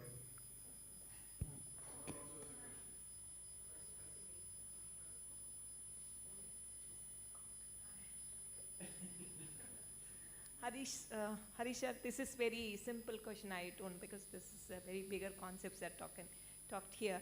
But I just want to know, because being in Bangalore, we are also promoting more of solar systems and other stuff. What I want to know here is, for the individual houses, you are again asking them to have that solar panel. Is that be centralized somewhere, and then, how the electricity is getting generated, the same way that can be generated, so that we avoid e-waste in some point of time? Again, the solar panel also getting into the e-waste system. So I just would like to know whether something can be done centralized for those individual houses. Again, each one is putting their solar panels, and which may lead to an e-waste at some point of time. See, the question is, whatever answer I'll give is, please take it for a pinch of salt, because I will be very biased in my answer, because I've been pushing decentralized energy. See, grid technology, don't you think is obsolete? Grid is an old system which was required for transmission and distribution lines, right? In a lone man. Think of wires. You're coming into wireless technologies. Cable television moved from cable to dish antennas. It's a matter of time. The issue of cities is different. What we have unfortunately done in our country is that rooftop policy unlike in the West, whether it's Europe or US, people live in the suburbs and work in the cities.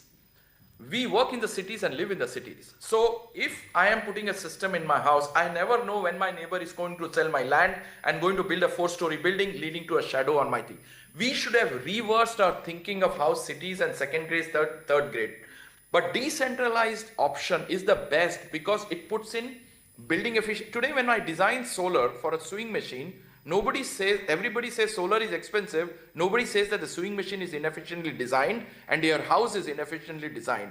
Inefficiency of the houses and the sewing machine leads to 40% more solar. The beauty of having decentralized way of thinking also pushes other part. Like when we have to look at power, electricity as a last edge.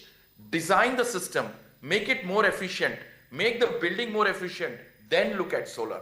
These inefficiencies we are not calculating, right? The e-waste, a lot of the companies have good technology to recycle it.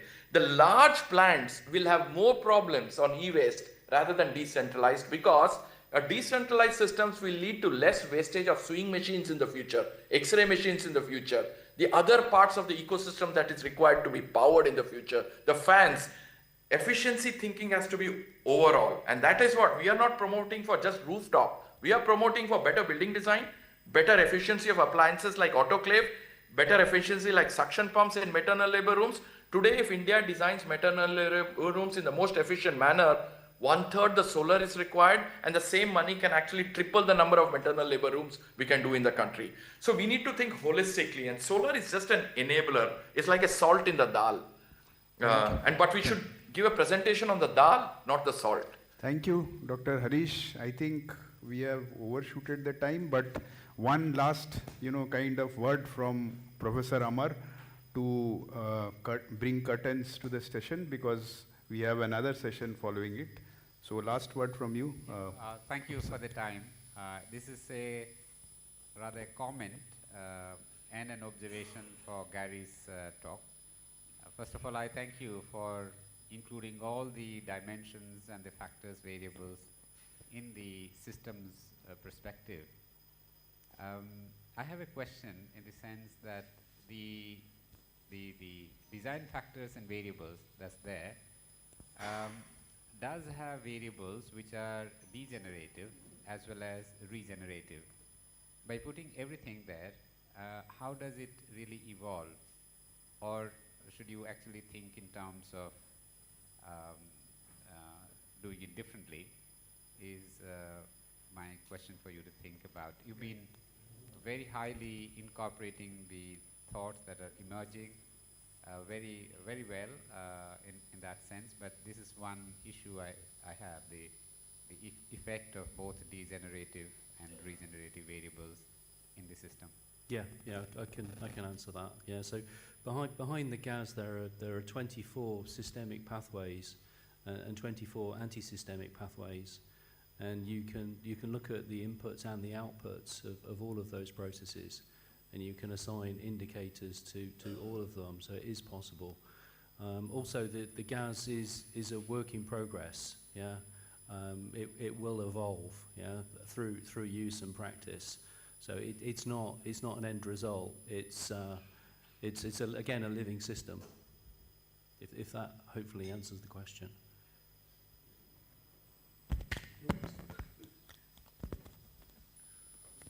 Thank you, Gary, and thank you to all the speakers. We have completely run out of time. In fact, we have overshooted, but anyway, it was a very engaging session. Thanks to specifically to Dr. Shankar and Dr. Harish to join online.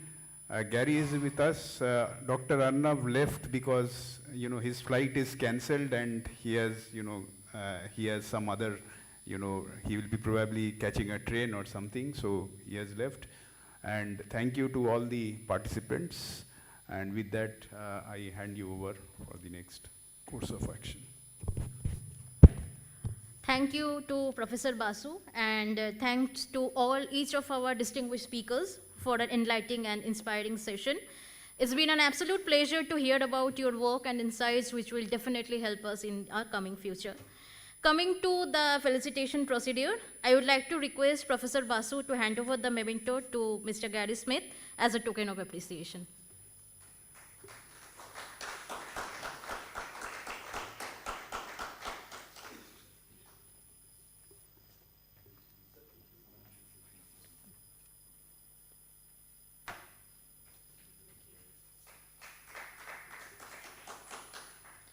Now I further request to Professor Tina Faka-Mees, Associate Professor, John Carroll University, USA, to hand over the memento to our session chair, Professor Bhaskar Basu, as a token of appreciation.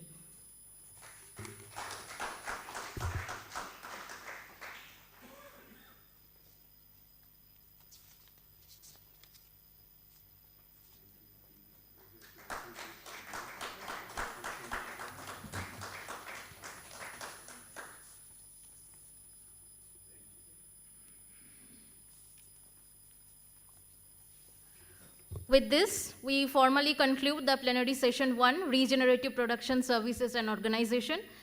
I would like to thank all the audiences and my volunteer colleagues for their engagement support to make this session smooth in this morning. We're looking forward to your continued participation in the upcoming session as well. Now we'll head for a small coffee break outside of this hall and come back again at 11 a.m. Have a wonderful day ahead. Thank you. Thank you, Dr. Shankar. You might log off. Thank you for your presence.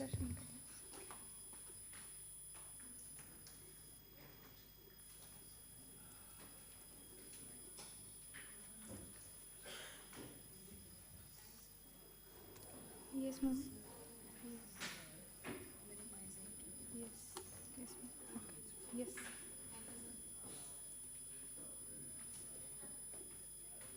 Hello. You have it? Okay. You have emailed to the ICRE. Yeah, no, it's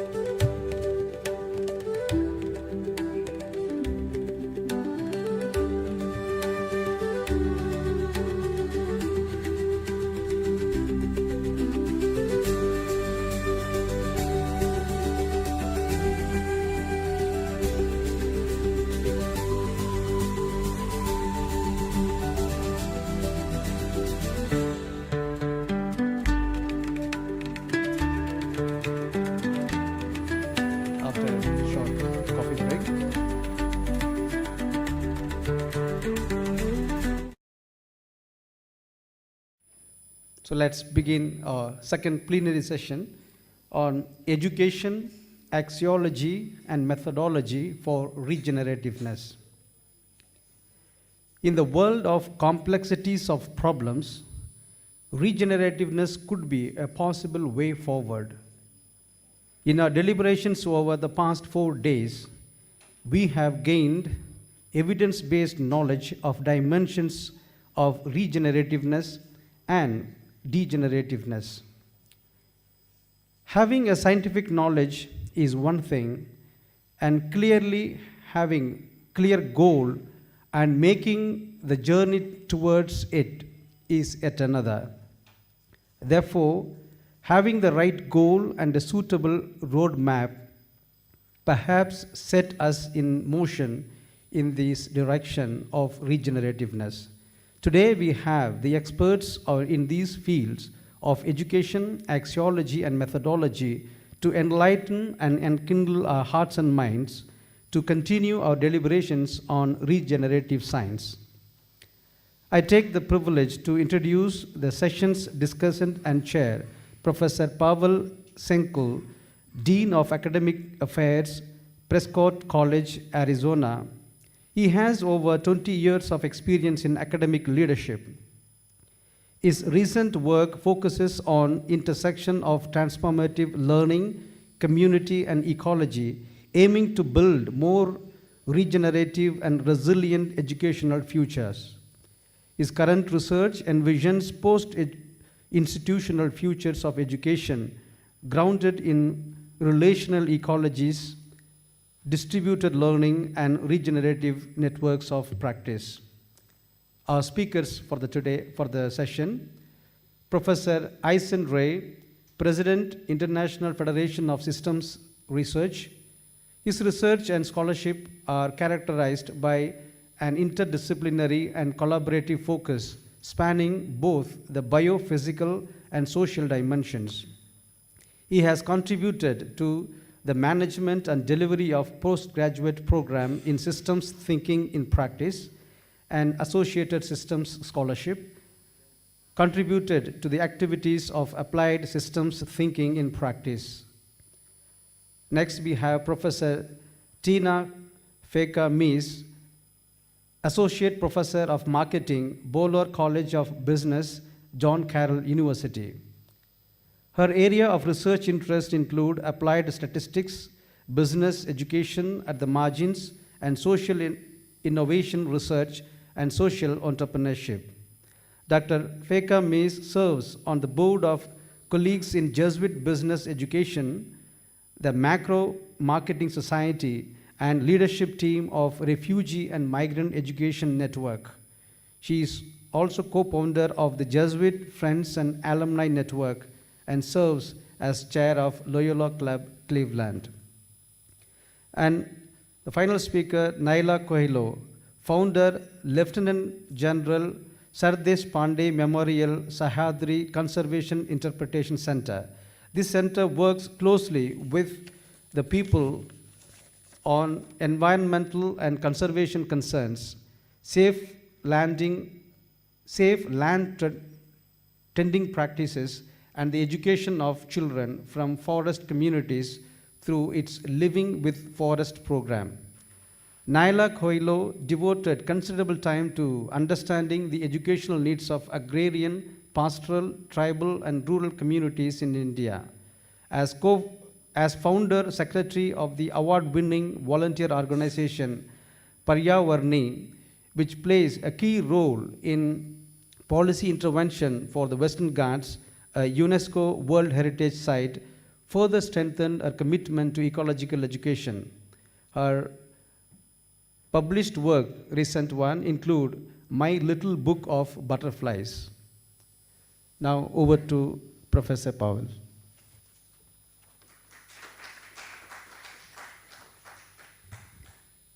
Great, thank you very much. And it is still morning, so good morning to everyone, and thank you for staying. I know there are a lot of travel challenges, so I'm grateful for everybody who's here. It's been a long week for many, and we've talked about some wonderful ideas. And as I sort of reflected on it just now, you know, as with any good conference and good conversations, we end up with more questions than answers at the end. But I think what's different here is we have more pathways towards solutions than I think we've ever had before. So, you know, I'm honored to be here, as I have mentioned before, and I'm also honored to be here on this last day, where we have a chance to reflect. We'll do reflections this afternoon, but also this education panel serves as a bit of reflection, because I try to constantly make the argument that education is at the foundation of everything. And so I think our panelists are going to engage in those conversations over the next 90 minutes, and I've asked us to keep our presentations relatively brief, between 10 or 15 minutes, so we have ample time for discussion, and I will come in at the end with a few words and then questions to put up for that discussion so that we can have a generative or regenerative dialogue at the end. But, you know, if I could first ask Nyla to come up and get your slides ready.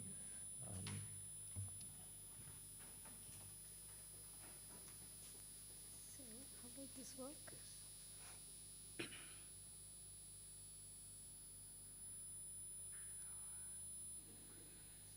This one? No, this one. And how do I go to next? How do I do next? If you are standing here, you can use also this. All right, okay.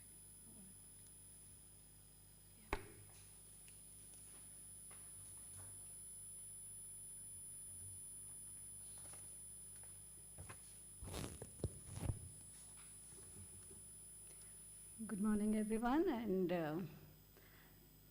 I've been delighted to be spending this past week interacting with everyone, and thanks especially to Professor Amar and Professor Shashmi. XIM, of course, which has pioneered education, and the Jesuits are known to be pioneers of relevant education over time. So I think hosting this conference here makes a lot of sense.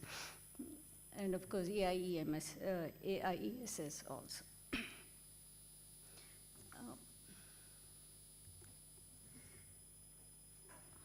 Can you hear me? Yeah? So I'm here to share some thoughts on the need and rationale for keeping ecology as the main focus of learning engagements for children during the foundational stage of formal education. Let us therefore, in the interest of clarity, quickly establish a common definition, just for the purpose of clarity and getting us on the same page. Worldview, a way of thinking about and understanding life which depends on beliefs, attitudes, experiences, and education. Rational, reasons or intentions that cause a particular set of beliefs or actions.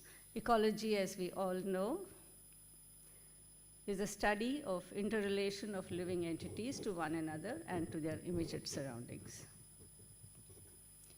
Curriculum we all deal with. Primary education, the first stage of formal education for developing essential skills, capacity, knowledge, and worldview in children, roughly from the age of 5 to 11.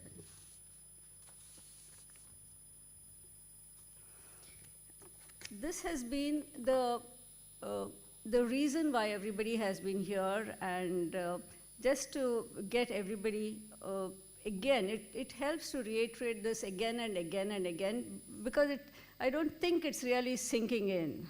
And I've been having this conversation with many people around, and I asked them, at a personal level, how serious do you think this is? And everyone says that it is very serious. There comes a time in human history when the accrued perils of our collective myopic misadventures stare us squarely in the face. At this conference, we have chosen to call it the polycrisis.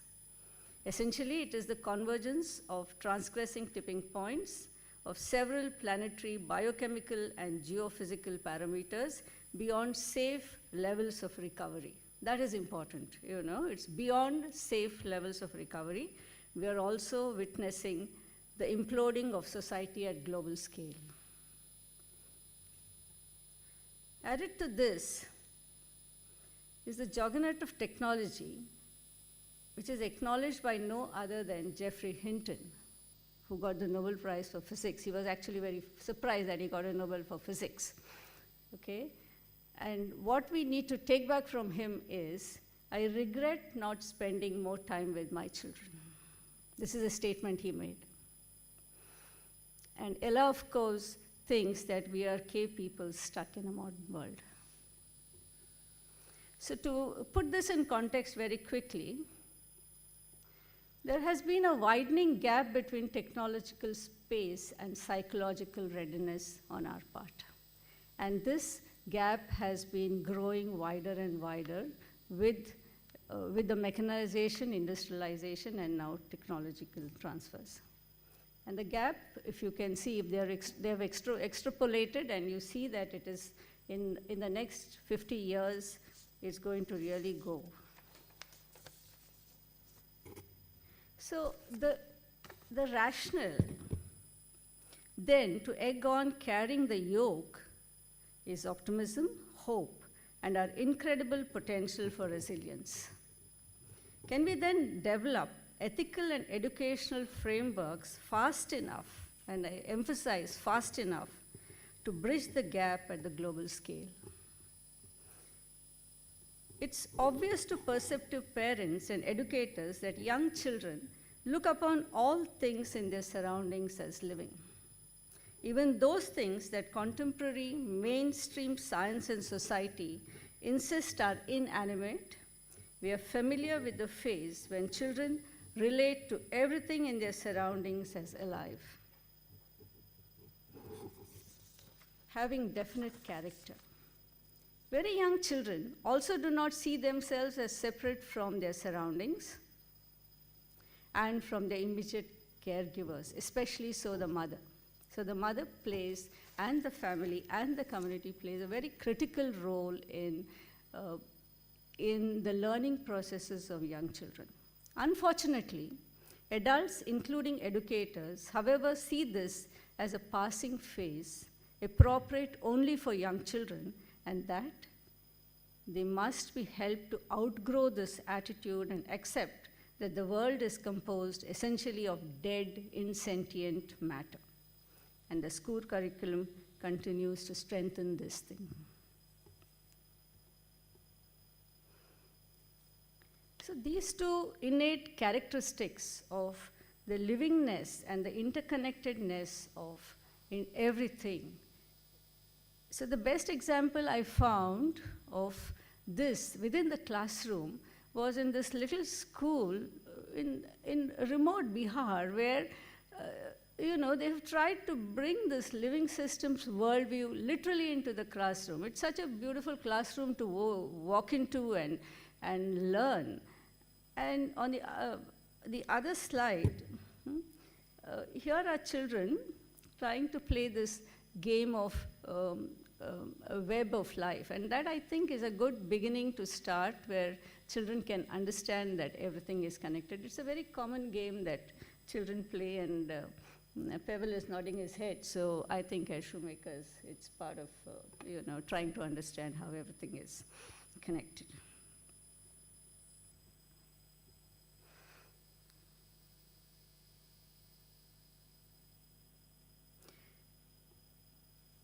So although it's a wonderful place to begin, it takes us to the subject of teacher mentoring at the professional level and a deep spiritual awakening at the personal level. So this spiritual awakening within educators, teachers, parents, I think, is critical. A seemingly unreasonable demand that educators and parents did not, and adults and communities did not bargain for. So let me go back. But another important aspect is the cyclical pattern of all natural phenomena. And I think this has been emphasized over and over again in the past few days. Although it unfolds in the background as we go about our everyday life, for an ecological mooring, it becomes essential we acknowledge its predominant role. Equipping children to align with this understanding could be considered the most essential educational need of the present, going beyond theory, linking the learning experience to practice, extending the classroom space to the outdoors. So here is a picture of a schoolyard garden. It's an open-to-the-sky classroom. And this, I think, is the best example of how we can bring in the connectedness, the systemic science, and everything that we are talking about to the level of how we engage with children, and from there, how do we get children from the very beginning to understand that everything is connected and the ecological moorings are very essential. As children of the earth, living with the elements is second nature to us. Somewhere in our hurry to gain dominance over natural phenomenon, this has been relegated to the rudimentary quarter, akin to tonsils and appendix, which we think are not really required. Reclaiming our innate nature calls for a paradigm shift. Oh, it's coming in the way? Is that right? No, sorry. Yeah, okay.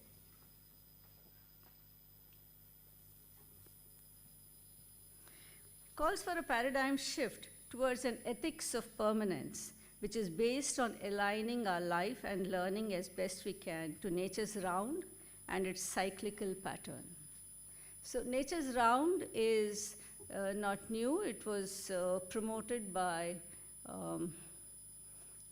Albert Howard, who initially spoke about the nature's round and how, and the question now is how do we align ourselves and how do we align our thinking and how do we bring it to little children, the nature's round, into practice on a day-to-day level. So how do we reestablish our deep connect with our home, which of course is the planet? Engaging with children, the land, the natural landscapes is a good place to begin. They need it more than any of us. Children enjoy active participation, a sense of wonder, adventure, and accomplishment.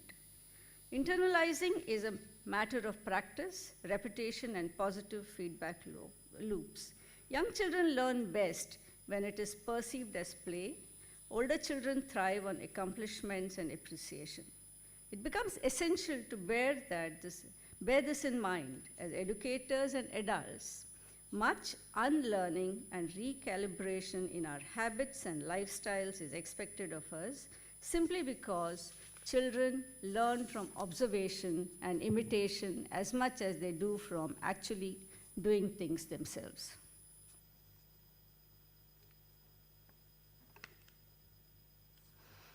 So here are some pictures. These are pictures where I have worked with children and spent considerable time. And these are practitioners, and there are little schools all over the country, starting from Tagore, which I mentioned, and Gandhi. And then there was this entire movement of what we called alternative schools. And these alternative schools thrived in little spaces, and they were very local specific, catering to the needs of local children.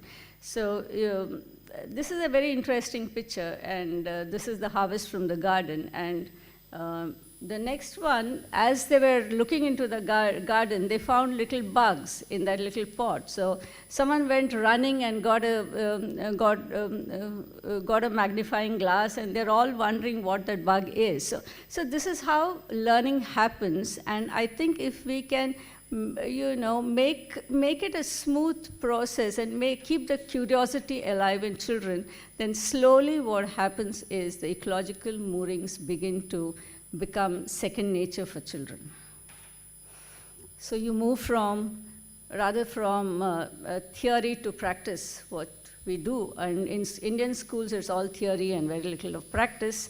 So here you'll see children who are calculating germination percentage. Very simple, if you have seeds, and how much of those seeds will germinate? You soak and keep them for a few days, and you take 100 of them. You soak 100 seeds, and you see at the end of it. You're linking not only your biology, you're also linking it to mathematics.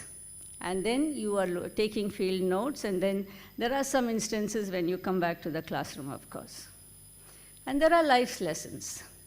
Coming from the forest, snakes are all over our place. And something that we do with snakes is, oh, you take a stick. The first time, the moment you see a snake, the immediate reaction is to take a snake. And take a stick and, go whack it. And it happens all across. So how do we engage with children from a very young age to say that they are all part of this entire web and they have to be there? So that is little Kara. She's just 7, and they happen to have a snake, and we had one of the snake handlers come and teach her that, it's no great shakes. You can deal with it easily. And then little machines. Children have to learn this, that they have to be looking after little machines themselves, especially the bicycle or anything else that they use. And let me come back to where children like to emulate parents. And as children, they want to do everything that adults do. I think Montessori, if you're familiar with Montessori method, insists that all children do real life things with little micro-sized toys. So here is Gazab and her mother. So every time Biraj wanted to go and fetch water, she would drop everything and take her little pot and go with the mother. So children learn from adults, children learn from imitation, and how do we make that part of our curriculum in primary education is something that everybody has tried, and there are enough and more examples of it. Children also thrive on positive feedback loops, which is an integral part of learning. So you'll see Shankar. Shankar is having a Jaipur foot, and he went and climbed a little hill. So we were all going outdoors, and he climbed.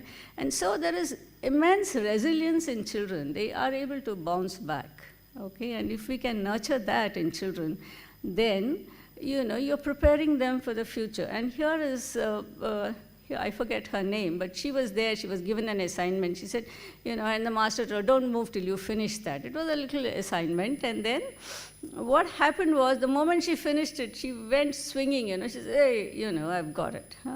And here is, I forget his name again, so he found a twig when he was coming to school, and he improvised, and he made that little toy, and he went everywhere around. And so there's mechanics involved, there's improvisation involved, there is everything that they are doing involved. And here are children who had gone for planting, and then they were so thrilled to go back and harvest.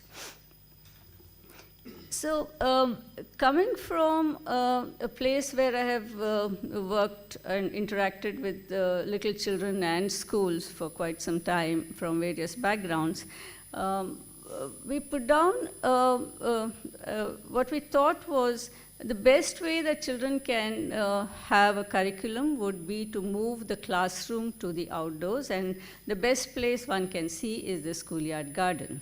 So the picture that you saw, we've got these little places, and within the schoolyard garden, you can have so many things happening within that little space where all the curriculum, all that you need to learn, and what is mandated, whether it is by policy, by the government, or what you think are life skills that you want children to learn in their early years and beyond, can be learned through this.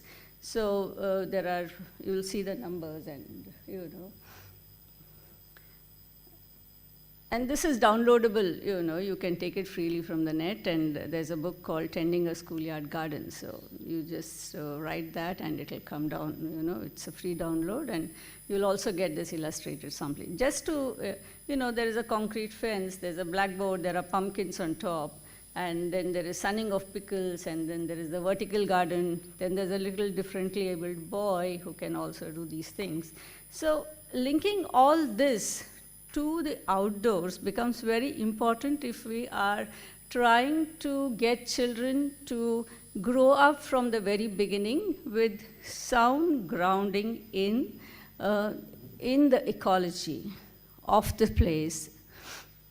And here there is some more. And so if ecological moorings are to be the focus of children's education, it will have to be the educator's beacon as well. You see, we will be expected to walk the talk. This too should be a matter of consideration for anyone wanting to seriously explore the science and practice of regenerative ecosystems. We are past the luxury of indulging in green washes and tinkering at the fringes. Children ideally ought to learn in small neighborhood schools or community spaces. There are many examples of these everywhere. Land, water, animals, trees, mountains, forests become classrooms, workstations, and laboratories. The compost heap, the trash can, the kitchen garden, the tool room elicit excitement. Fixing leaky taps, changing fused bulbs, declogging overflowing sewers, mending curtains, repairing shaky desks, painting a rusty window is all part of curriculum. The cowhouse diary, chasing away a stray snake from the chicken coop, attending to a bee bite are all part of the day's study. The computer room and the library see occasional visits only. With learning from life taking center stage, children grow deep bonds with one another, their school, and the natural landscape, which will hold them in good stead. The necessary skills of literacy take on a functional quality, putting it in its right place and perspective.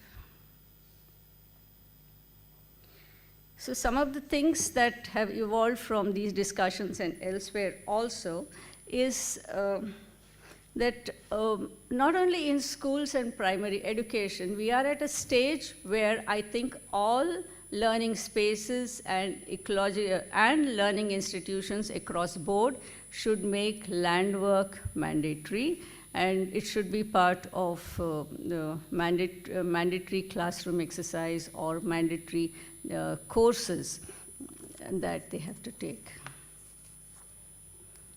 And in true ecological thinking, there is this little tree with beans growing, so the children take what they get and the monkeys take what they get. Thank you. And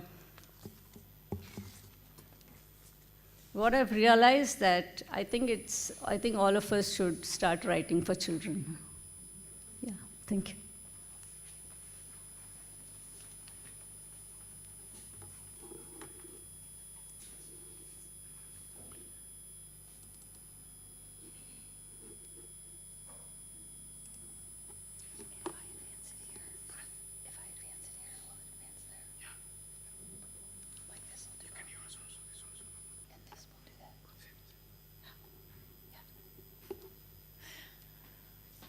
Okay, I gave this presentation yesterday, so some of it's a little bit redundant for those of you who were here yesterday, but the thing that I've really taken from our all interacting, evolving system science is this concept of other-centeredness and how important that is to all of our work moving forward, and particularly harmonizing our interactions of oneself with all.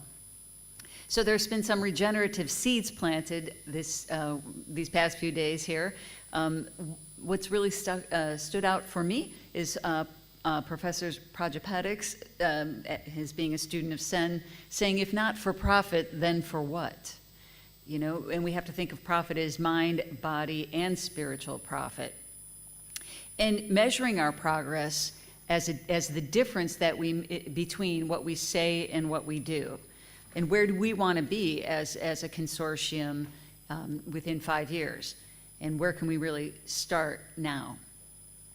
And also Ram Kumar Kakani's statement that strategy without foresight is dangerous. And governance isn't just about power, but about foresight. And this particularly resonated with me because this is the name of my consulting firm that I started in 1987. And we do strategic market research and consulting. And so I've worked with a lot of for-profit firms, but at some point I said, Lord, I'm sick of making rich people richer. I want to make poor people richer. And so I started Inspired Foresight, which is the same type of work, but a little bit more of a twist on social innovation research. It is a nonprofit set up for other nonprofits, particularly serving Jesuit and Catholic ministries, but also other faith-based institutions in educational settings and global networks and initiatives around the world. So if strategy without foresight is dangerous, then how can I or we serve you in helping souls? And helping souls is the original marketing strategy of the Jesuits. And so how can we measure this difference that we're making through our systems thinking and through transforming quality of life for others? So the framework that we use to do this type of measurement is the integrative justice model. This is a normative ethical framework, particularly founded for multinationals when they are engaged in impoverished markets. But we can use this in many settings. I've used it for strategic planning for everything from men's homeless shelters to dioceses, and I, of course, teach this to my students. And it's founded in rooted in moral philosophy, Catholic social teaching, and contemporary management theory. And the aim of the integrated justice model is to enhance fairness and equity in economic transactions. So we teach our students in particular, and whether they're at the margins or in our Western culture classrooms, these 5 tenets of integrated justice. So authentic engagement with non-exploitive intent, value co-creation with consumers, investment in future consumption without endangering the environment, really making sure that people have agency and are empowered to continue the work that we're doing. Interest representation of all the stakeholders involved, making sure that we understand what's important to everyone and what they value and how they find value in the work that we're doing. And then a focus on long-term profit management as opposed to short-term profit maximization, which has been taught in business schools for many years. And we always want our work to be grounded in the voices of the impoverished consumer or the most marginalized or the most distant soul from each of us.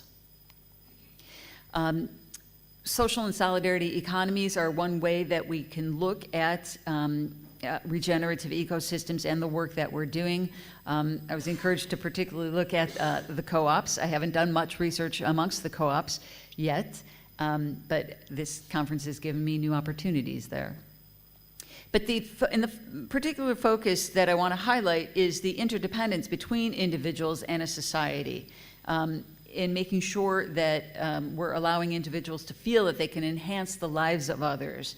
And that's the essential to the realization of our rights.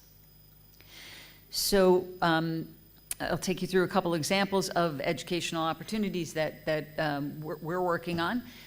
With the East African Jesuits, we are doing a innovation and entrepreneurship program with my colleagues, Father Nicky Santos, who's a Jesuit at Creighton University in the US, and Karen Cordova, who is an instructional designer at Regis University.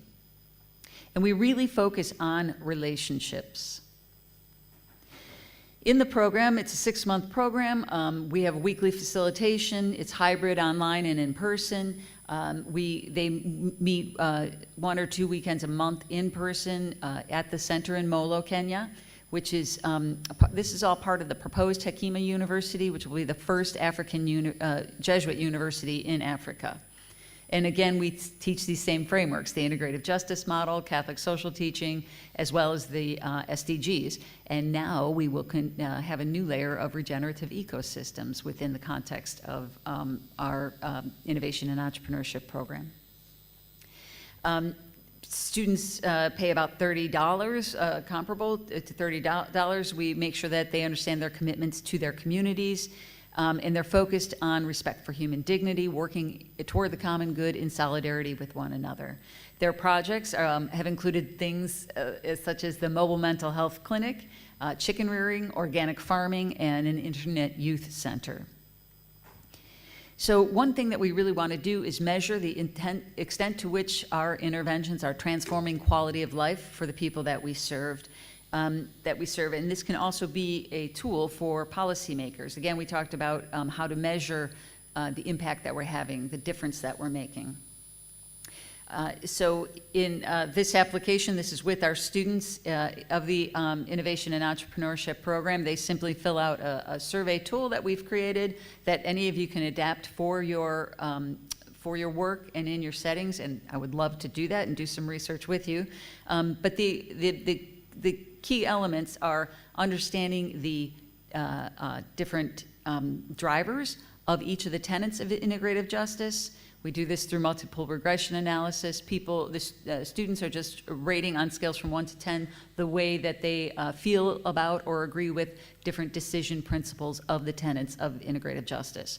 So for example, we know that if we want to increase their perceptions that we are authentically engaged, then we need to focus on the extent to which we consider the needs of the people and the community, that people get value out of their time, and that they feel like the program is helping them develop long-term. If we want to increase their perceptions of value co-creation, then we look at values alignment and trust, and that it's easy to participate, and so on through the different tenets of integrative justice. Then we take these significant predictors of the tenets of integrative justice and regress them on the extent to which the program transforms my quality of life, and then as well as a separate regression model for the extent to which it helps me transform quality of life for others. So if we take these, out of all those predictors, we take these and we can see that we need to ensure clear participation parameters, that the program is accessible and affordable, and we articulate our shared values, ensuring their religious freedom. And we want to facilitate students' transformative impact on others. So we want people to, we want to make sure that we're respecting their time, ensuring that they find value in their experiences, and that we remain open to change. This openness to change and values alignment tend to be significant predictors in these kinds of settings. So we want to engage our alumni in the next advising cohort and continue our projects, continue with the same faculty for consistency, and seek sponsorship. So these are just two of the, we had a fundraising breakfast, and this is the promotional effort for the second one. Okay, another educational program that we've got is teaching refugees to be researchers themselves. We've done it in Rwanda and Pakistan, and now Zambia, Chad, and Uganda. This one particular to teachers, evaluating different ways that teachers can be included in national systems. My colleagues do education, digital education, media and advisory work, and focused on social enterprise. They're serving up to 350,000 learners. This is Andrea Morales Pachon. They've got 1,500 new social and creative enterprises. Their impact story on YouTube has gained 350,000 views, and the Invisible Experts podcast is another way that we as social innovators, educators, people working at the margins can tell our stories. I've got one too. So another program that my colleague Simran Kahai, that some of you may have worked with, is our Global Business Culture and an Entrepreneurship Program. This is a partnership with John Carroll. She's worked in India, most recently in Pakistan, and with Kanpur Institute of Technology here. We're teaching people how to leverage AI, having entrepreneurs work with our computer science students at John Carroll, and creating these very unique opportunities for students to share their education and their learning at the margins, and for those marginalized with the non-poor. So I came up with kind of a to-do list that I thought of, all the things that I've been taking in. So I think we're all called to amplify the voices of the impoverished consumer and deliver transdisciplinary and interdisciplinary research and problem-solving teams. We need to train researchers at the margins. That's been very fruitful for us. We have a program where students can gain 3 graduate level credits for being part of one of these training programs. So if you have a program that you're doing and you want to engage other researchers and give them something tangible, we can create that and accredit that. We need to mobilize our existing networks and nurture new ones. creating collaborative teams with academics, practitioners, policymakers, with our students and the impoverished souls that we serve. So academics can start in the classroom, practitioners can start thinking more in our AIESS structure, increasing the frequency of engagement with academics and policymakers, as we've seen that research this week. And policymakers can advance policy grounded in shared measures, such as the IJM, and particularly amplifying the voices of the poor.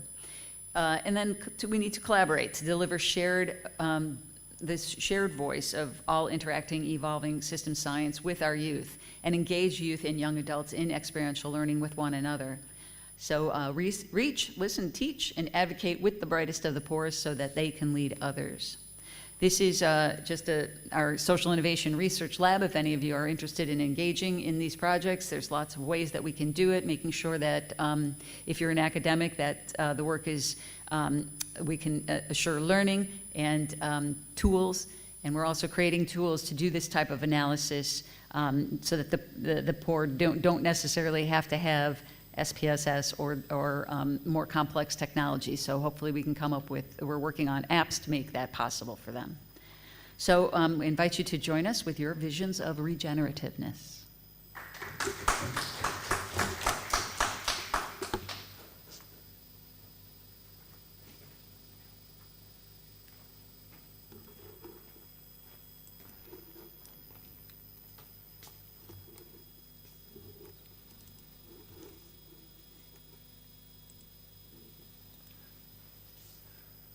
Good morning again.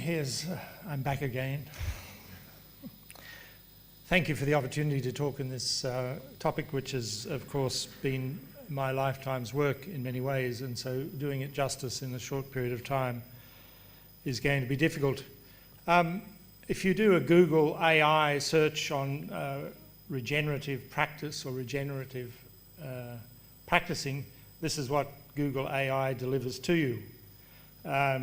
Frames regenerative as an evolution of sustainability, involves holistic, place-based approach that emphasizes co-evolutionary partnerships between human and natural systems, using systemic and ecological worldviews, fostering reciprocal relationships, etc. So at the end of this conference, it'd be interesting to know whether Google AI has our view right or not, and how it might differ. I mean, for me, one of the things that is missing from that is some clarity around what it means to engage in systems thinking. And fortunately, in the previous panel, one of the speakers really emphasized that. And what's the trade-off in thinking of education and curricula between developing regenerativeness or capability and developing systems thinking and practice capability, for example? How would you build it into the design of a curriculum? So with your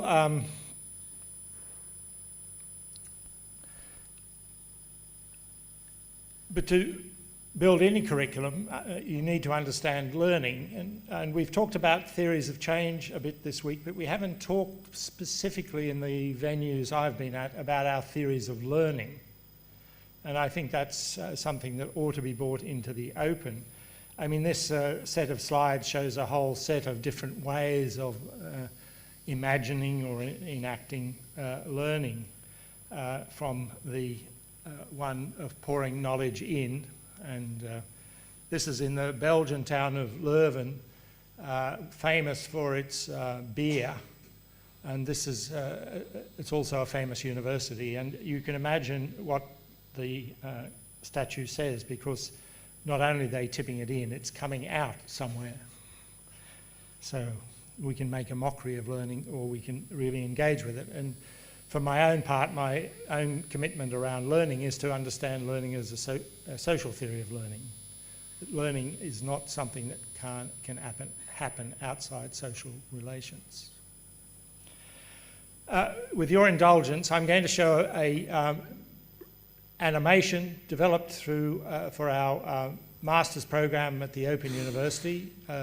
These are for mature age students studying a program called Systems Thinking in Practice, an MSc, in a module called Managing Change with Systems Thinking in Practice. Open university modules or courses involve course teams building it. They're not all single disciplinary teams, and a cost of a single module could be anywhere up to £300,000 or £400,000. So these are not insignificant innovations, and they stand for quite a long period of time with minor adjustment. This particular animation explores, particularly from a sort of a Western intellectual tradition, the intellectual field of systems. And we can talk about, it takes 8 minutes. So, having committed to this module, what do you know about the systems field from which systems thinking in practice, STIP, is drawn?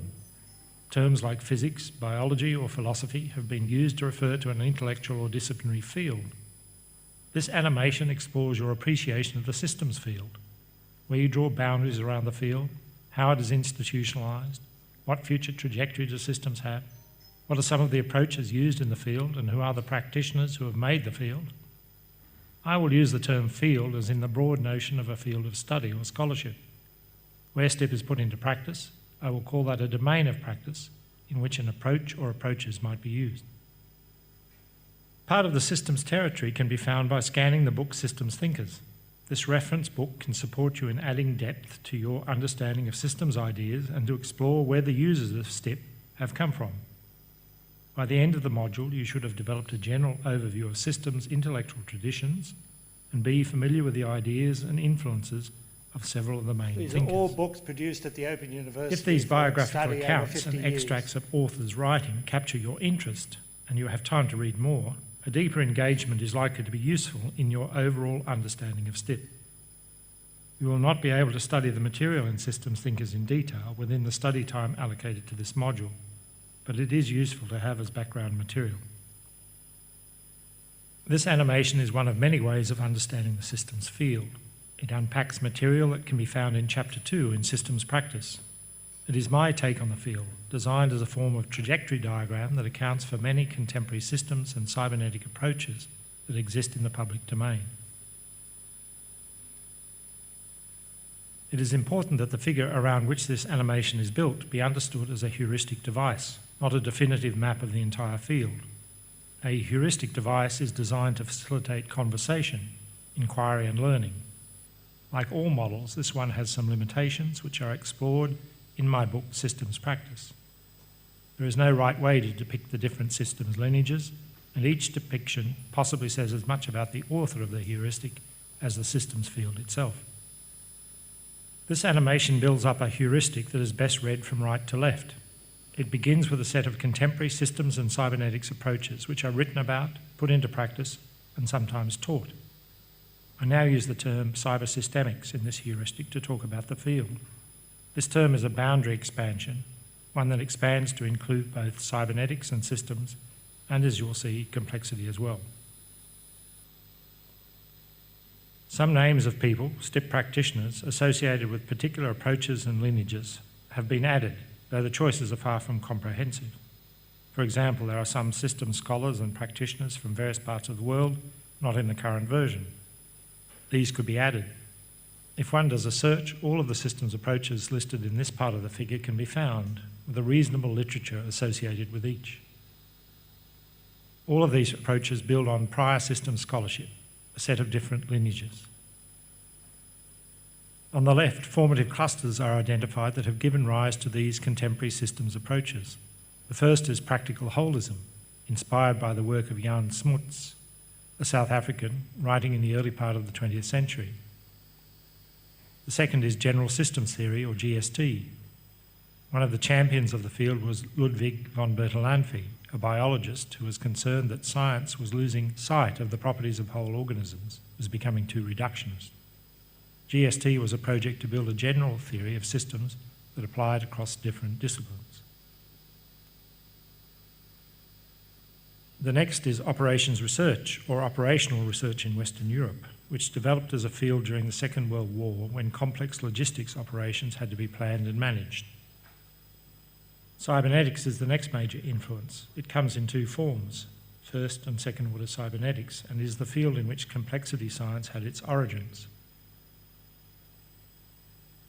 There have also been influences on contemporary approaches coming from science and technology studies, including futures, foresight, and scenario practices. The cyber systemics field has drawn on understandings from many disciplines, and particularly scholars and practitioners keen to work in interdisciplinary and transdisciplinary ways. Cyber systemics can be seen as having emerged from interdisciplinary studies to assume a paradoxical place, being both a discipline in its own right, but also a transdisciplinary metadiscipline, applicable across all domains of human activity, a bit like mathematics. By following the arrows backwards, it is possible to get a sense of some of the different lineages, though rarely are they as simple as depicted here.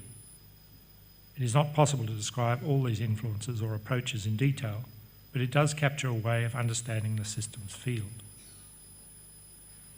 Importantly, a field of study is made by those who practice it, who take up understandings and practices of others and make them their own.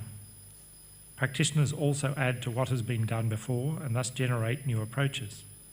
It's not uncommon to find first, second, or even third generations of approaches, so always check for updates before assuming what they do and don't include. Modern innovation in STIP can only ever flourish if the success and failures, constraints and possibilities of those who have gone before are well understood. Otherwise, we are likely to commit ourselves to approaching the future with eyes wide shut. The practitioners shown here include Talcott Parsons, Kenneth Boulding, C. West Churchman, Stafford Beer, Frederick Vesta, Margaret Mead, Ross Ashby, Donella Meadows, Umberto Maturana, Gregory Bateson, and Peter Checklin. In systems work, there is always a question of what is in or out of your system of interest. There is rarely a right answer, just different answers. For some, the traditions of lean and agile sit outside the lineages of influence on major contemporary cybersystemic approaches. For others, they are contributing lineages, largely springing from the work of W. Edwards Deming. The approaches are organised from top to bottom in terms of what are perceived to be one of two common commitments or tendencies of a majority of practitioners within the given approach. These commitments are to see systems as real entities, systems as ontologies. The alternative is to see systems as constructs or epistemological devices that enable learning and change in situations. These terms and their differences and implications will be discussed in Part 2. Please remember that this figure needs to be understood as a heuristic device, not a definitive map of the cybersystemic field. This version of the heuristic has been through many iterations as a result of conversations, inquiry, and learning on my part. After seeing an earlier version of this figure, some people became concerned that something or someone was missing. If this is also the case for you, then it helps to make the point that, like all disciplinary fields, cyber systems is not a homogeneous field. How it understands itself, just like physics or psychology, is contested. So please feel free to take this figure and adapt it as you see fit as your study of systems deepens. Do look for other examples of describing the systems field. As your study progresses, you may find it useful to return to the question of where systems as a field is heading now, or might head in the future. Okay. You may have found some things that have been in conversation here this week missing from that heuristic. I mean, that heuristic is produced to examine a field in which one is trying to develop particular literacy of the history of the field and the theoretical and methodological developments that different practitioners have developed. It clearly excludes a tremendous amount of systems activity in India, in many countries in the world, and it raises the question of how one incorporates or where you draw a boundary around a group of people who are practicing or espousing systems ideas.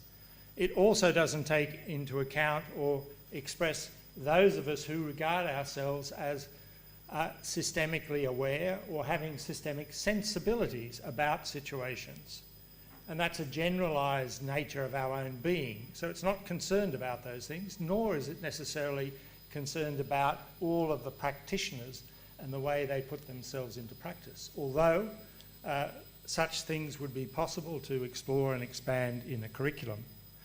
In the work we do, we connected with the ontology or the epistemology of systems, we will say that people need to be able to differentiate between being systemic and being systematic, and that these act as a duality, a totality, and effective practitioners can move between both and put them into practice.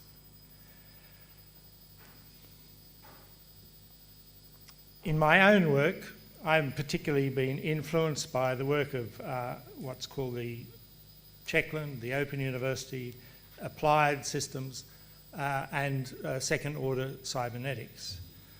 Just for those who are not aware where second-order cybernetics comes from, the cybernetics movement in the 50s in the US, which were international interdisciplinary conferences, developed the notion of cybernetics, which went on to be extremely important in all sorts of fields: computing, defence, armaments, missiles, etc., etc. But Margaret Mead challenged the people in that conference and said, if you're going to be concerned about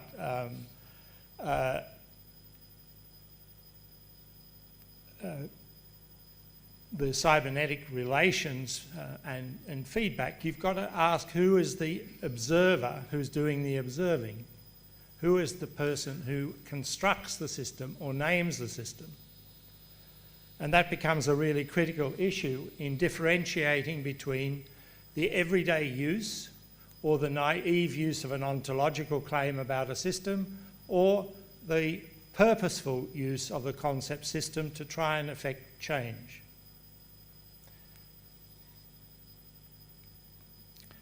So our module develops all these things in their courses, and the assessment of this particular module is for students. We have a very active pedagogy. The pedagogy is to ground the learning in the student's own context, and all of the assessment can only be done by the students grounding responses in their own situation. And the outcome is the assessment we seek in this particular module is for students to engage with a complex issue or situation of concern and to design a learning system that might be capable of transforming that situation. And I must say, some of the work that is done is mind-blowing. I just want to say a bit about learning systems. Tina, in her presentation, had a very nice to-do list. And I noticed that a lot of the to-do list started off with a set of verbs, but then the verbs ran out a little bit towards the end. But one could conceptually and methodologically, using particularly Peter Checkland's work, soft systems methodology, take those verbs and say, how might I design that as a learning system? Or how might I, in general terms, use those verbs in different contexts to design context-specific learning systems? And that's, in a way, elaborating what I mean by that. And it was my question to Haresh today about how he might design learning systems for developing systems practice. We have a lot of resources at the Open University on a free platform. It's called OpenLearn. There's a systems thinking hub on that platform. You're invited to go and pull down any of the resources that are there should you wish to use them or look at this more fully. So I'm going to stop there.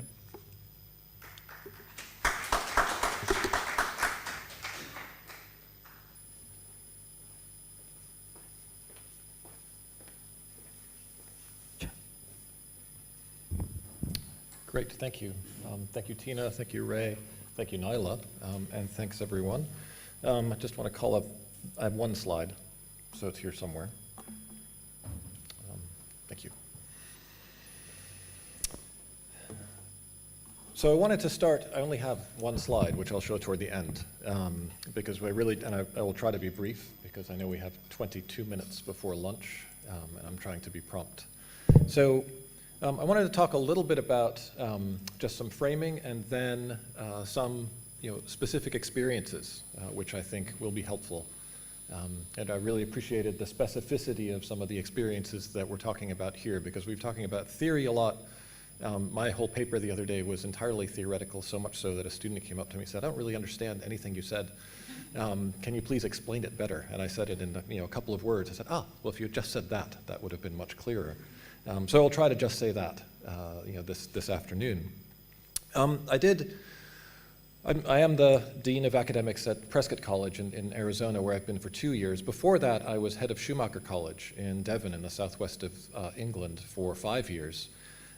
And for those familiar with Schumacher College, it was founded by Satish Kumar, a former Jain practitioner and peace pilgrim, who has written many, many books about walking around the world to the nuclear powers and trying to convince them not to move forward with nuclear annihilation. And thus far, touched wood, we have not moved in that direction.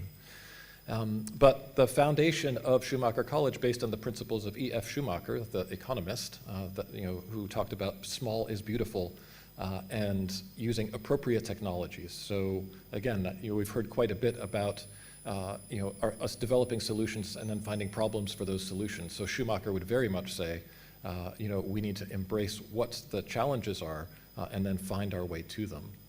And in fact, I'm inspired quite a bit by a sort of scientist, designer, practitioner at MIT's Media Lab named Neri Oxman, who has said many times that we are in a crisis of form, that we are too preoccupied with the forms of things, the structure of this very room that sets itself up for a particular type of discourse, where you are seated there to listen to me speak, as opposed to a more interactive design.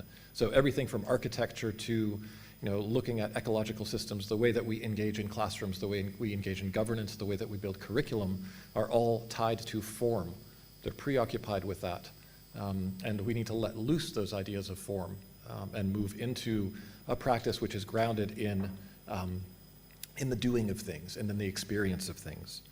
And I've worked at a number of institutions over the last 25 years. Schumacher is one of them, Prescott College is another one, and Sterling College in Vermont is a third, where I was for 13 years before that, all of which are small, progressive, independent, private institutions that work at the intersection of ecology, community, and action, and in various ways. And I'll talk just about some positive examples from all of those. And I mentioned the other day that 2 of those universities have closed in recent years. And so this is also a call, as I think some of our previous speakers already today have said, how do we engage with those larger systems, whether it's accreditation, whether it's certification, whether it's governance or organizational structures that allow for more of this co-creation and more of this emergence that we've been talking about. I was going to read, but I won't, a short piece from a chapter. I contributed to a book edited by Satish Kumar. The book title was Regenerative Learning, and the chapter title was Lessons from the Periphery, recognizing that we need to learn lessons from the organizations and people who are doing work on the periphery into the center of things to make those larger systemic changes. So whilst working at Sterling College in Vermont, a small institution, undergraduate, 100% undergraduate, it was part of a work college consortium. So in the United States, there's a very small but federally subsidized consortium of universities, I think there are only 9 or 10 of them, where all of the students work as part of the curriculum. They're required to work every year that they're there. They have daily chores that they do, washing up, working in the farm, things like that, and then they choose a job where they work, anywhere in the community. They could be the livestock manager on the farm and looking after the cows and the sheep and the goats and the pigs and the chickens. They could work in the admissions office. They could work in the kitchen. They could be a cook. They could do all of these things, but they have to do that every day. And it's 100% residential, and it creates such a sense of community where all of the students participate in the running of the institution. I think Schumacher was built on those same foundations, inspired by Tagore's work, inspired by Krishnamurti's work as well, that everybody in a learning institution should participate in its governance, in its work, in its day-to-day functioning. And that gives people much more of a sense of connectedness. And their academic scores increase as a result because they're more connected to that experiential piece. And I think Nyla talked about, we don't start with theory, but we start with practice. And I very often talk about practice-led learning as being the foundation and should be the foundation of what we do in any educational system. That you go do the thing, and then you step back and you understand why you did the thing. Because if you try to learn why you're going to do the thing, then you get too worried about doing the thing right. And so if you can do the thing and make mistakes and learn from it, with our Masters in Economics class at Masters in Regenerative Economics at Schumacher College, the first thing the students did was go outside into the woods and look at birds. Masters in Economics class. And they looked at how the birds interact with one another and the interspecies collaborations and how an ecosystem begins to work. And then they took that and then they started to think about how it works in economic systems. And that allowed them to have a much broader sense than if they just read a macroecon book and then said, here, go see an example of this out in nature. They would try to fit the example into the book that they had. So it's flipping that whole context that I think was fundamental to the experience that the students were having both at Sterling College and at Prescott College, and at Schumacher College. Where I'm now at Prescott College, we have a much more, I think, global reach than in the previous institutions. So we have had everything from a seed saving conference. I saw some seed saving. We had 300 people from the local community come and exchange seeds. We have a community and grant-supported project where we're revitalizing a stream that runs through the campus. And community members come and they want to see how we're doing that. They want to help us plant the trees and pull out the invasive species. So the students work with community members across, which we have in the US, you might have heard, deep political divides, and recognize that experience and practice are a way to actually bridge those political differences. Because it's hard to argue with planting a tree is a good thing. And so we have great opportunities with that. In some of our other work, we have a campus in Kenya that we cooperate with the local Maasai community. We run the campus there, and we have it's 20 years old now, and we have over those years developed certification programs for the Maasai guides so that they can earn a better income guiding tourists into the Masai Mara game preserve. We've developed paralegal education programs so that the Maasai can work with the new land use regulations that came with the revised constitution. And actually quite recently, the work that Prescott College students did in 2006 was finally recognized by the president in 2023 to take Amboseli National Park out of the hands of the government and back into the hands of the Maasai. So in Maasai management. So thinking about the real depth of experience and practice-led research and functioning resonates a lot with what Tina was talking about, some of the global experiences that her team's been working on. So it's not just place-based in where you are, but it's place-based everywhere you are. And I think to connect the community with the ecology, as we've seen before, and I've said at this conference before, stepping back and recognizing if you look through a socio-ecological lens, rather than just a social lens and an ecological lens, if you think about the singular perspective, then that shifts everything. Because no longer are we foundationally and formally anthropocentric, which we are, but how do we shift that and recognize that we are biocentric and biointegral? And how do we engage with those questions and those populations? So again, there are many examples of successes, but those successes need a network. And they need a strong network, and that's what my presentation yesterday was about. And I'm happy to share the paper with everyone. I don't want to go into the details here, but how to think about networks differently so that they better empower these smaller organizations. I mean, we have a university of 1,000 students or less. We're hoping to have one of 1,500 students. That for us would be big, but in the context of universities, that's insignificant. So we need 10, 100, 1,000 of those small institutions to work together in order to create something which is much stronger than any Harvard or Columbia or Stanford or places like that. Because I think those places have failed as institutions of higher education. So we have the opportunity to succeed. So I'm, again, grateful for this conversation and this opportunity at the conference to think about, it's truly one of the more transdisciplinary conferences I've been to in quite some time. And kudos to Amar and to the team for putting all of that together, because only in these transdisciplinary spaces can we move forward. If we only had academics and we only had the four of us talking, although Dr. Eisen-Ray is multifaceted, but if you only had academics, then you would get nowhere. You'd all agree with one another or have discussions about what word to use, whether it's regeneration or sustainability or what have you. But when you have, the gentleman we had online today, or we have people from industry, or we have Gary, who's always questioning, right? I think those are essential conversations to have. Thus, we wanted to spend at least a little bit of time, and these are not all questions that we're going to get to today. And I wanted to open up the questions if you had specific questions for any of the speakers. But I wanted to put up these broad questions, and feel free to take a snap of them and answer them at your own in your spare time. But really, everything from what do we mean by education? Because if we're stuck in a form that education must be a 3-year degree or a 4-year degree, then you must have a BA and then you must have a master's, I think that is not a long-term solution to education.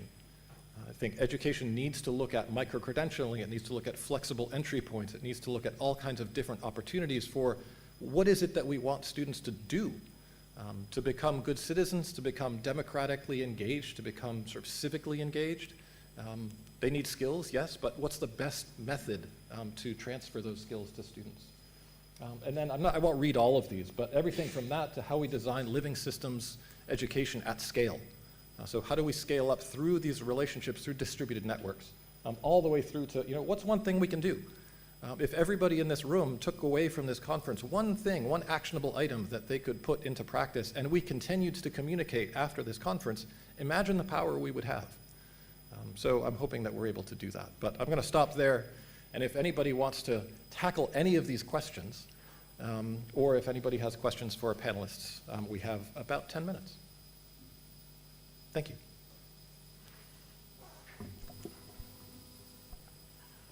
Yes, sir. Then maybe we need a microphone. Yeah.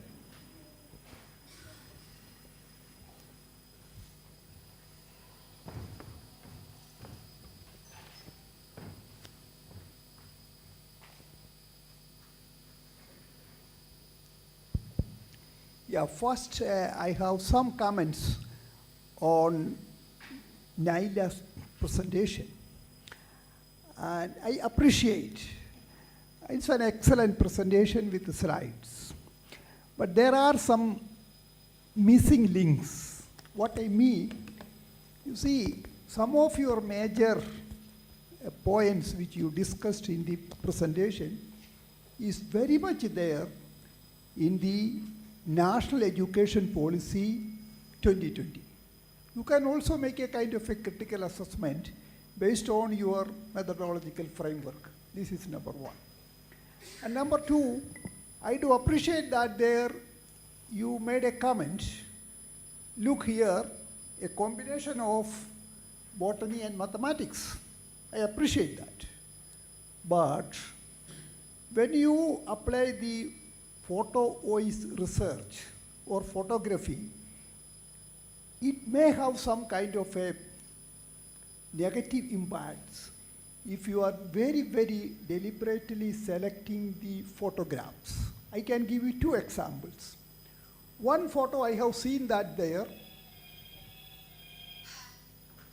See a mother coming with a pot of water in her head and along with a daughter. This is very important for me in the point of gender perspective, the photographs. And second, for see, these kind of photographs, not kind of a deliberate attempt your side, but I feel that this is something, some message it gives that there, it is a kind of a reinforcing the women's role, very particularly in this kind of carrying water and preparing food and cooking aspects and all things. So these things, you have to be a little bit while you apply your methodology or framework of the botany and mathematics in that way, definitely the photographs also you can think about to challenge the kind of the role designed to was given to the society on certain genders. Thank you. Yeah, thank you for the question. Would you like to respond, Nyla? I think there's a little microphone there. Hello. Yeah, so responding to these two specific pictures, that was Gazab and Biraj. Okay, they come from Chhattisgarh, Balengapara, and remote tribal village. So what I was trying to emphasize there was not the gender role so much as children learning by imitation. Okay, I had another picture of Gazab again, where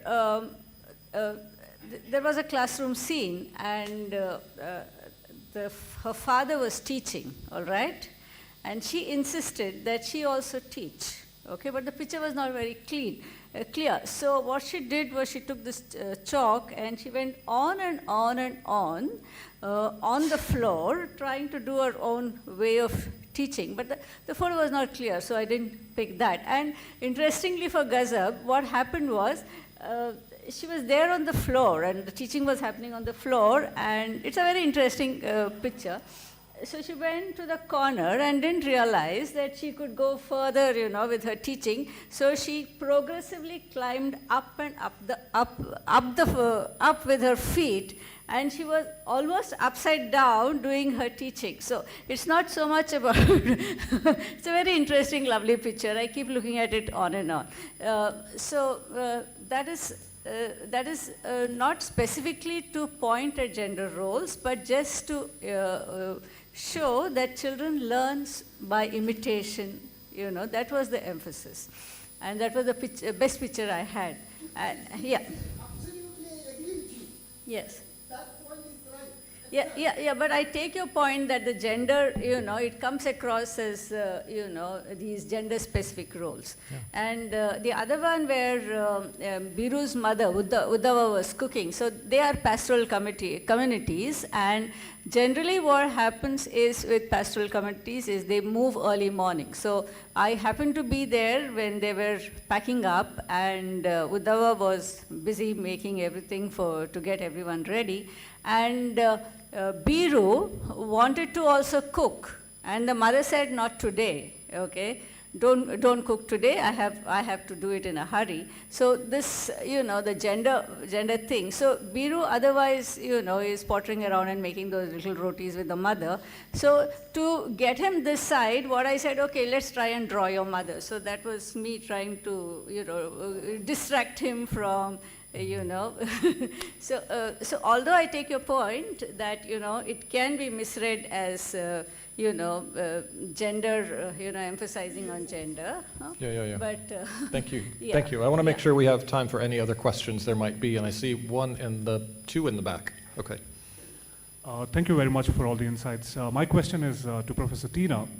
Thank you for that IJM. It is very close to being a Jesuit. It's very insightful. But I see a foundational tension in it because of this. The whole idea of other-centeredness that comes also from Levinas and the Jesuit idea of preferential option for the poor is somehow in tension with the dominant paradigm of education, at least in India today, which is very reductionist. Like, for example, we have somehow reduced the idea of other-centeredness to being industry-ready. The whole idea of conflation of ethos, pathos, and even logos for that matter, to being skill-ready. You know, we insist on skills. And somehow, even in your presentation, the whole idea of discernment, which is very close to the Jesuits, is now reduced to strategy, not for profit maximization, but at least for profit management, which is in a way, again, leading to egocentrism. So in Levinas's term, it's infinite alterity, and that places an asymmetrical responsibility on the I to host the other. How do we reconcile this tension with the other-centeredness, which the model speaks of and is founded on, and the whole idea of egocentrism that we teach in our classrooms to be ready for the industry, to have the skills? There's two things that I do that I'd like to talk about. So one, regarding discernment and reflection. I start each class, no matter what I teach, but we start each class with a 5-minute reflection, and the students take turns being the reflector of the day. And they're not required to do it. And I've done it for years, and I always ask if should I keep it or throw it out, and they suggest we keep it. And each year it kind of changes. Some years it's funny videos or songs and lyrics. This year, of all years, because we've had a lot of trouble, particularly as Christians in the U.S., these kids are getting up and reading right out of their Bibles, and they're earning a Bachelor of Science in Business Administration. They're encouraging each other. They're talking about their favorite passage, or they're just getting up and being moved by the Spirit to say what they think. So it's been so this making sure that we're adding reflection into the day is really important. Another piece, the students 2 years ago won the International Sustainability and Business Ethics Competition at Loyola Marymount with their presentation of the integrative justice model and how they would incorporate it in their lives and in their work. And they had even recommended and they tied it to all the SDGs, and they recommended a credential that could show that you are, IJM certified, that you had this Jesuit business ethics perspective, that they could put up on their cubicle walls. So I think just sharing these concepts with them, letting them apply it. I have them apply it to a live concert setting or a live entertainment setting to see if they found, how they found value in the exchange, in the economic exchange. But just thinking of letting them be open to how they can use these tools. Because it's also a way for me to integrate Catholic social teaching and these other concepts that can really, I believe, help them thrive. I think Dr. Ray wants to add to that. Thank you, Tina. I think you've put your finger on a very systemic cultural and social problem, which is global, if not just to India. I mean, a participant at the beginning of the week said what was important about education was employment and getting employed. So we've spent the best part of 40 or 50 years in educational curricula being driven by industry, naming the sorts of skills they think education should deliver, and a curriculum that makes people fit for employment in business. I'd recommend people read a book by Mark Sagoff. It's quite an old book now, 1988, called The Economy of the Earth, and he makes a distinction between consumer values and citizen values. And if we need a major investment in citizen values in terms of relationships with each other and relationships with the earth as a fundamental purpose of education. And it's easy for me to say, but and many would disagree, but we need to throw the framing of employment and business out as it is historically understood, because the other will deliver the type of business we want. Great, thank you. And thank you for the questions. Unfortunately, we're out of time, but I think at lunch, hopefully we can continue the conversation. I'm happy to speak with folks throughout the day. So let's have a round of applause for our panelists, please. And thank you very much.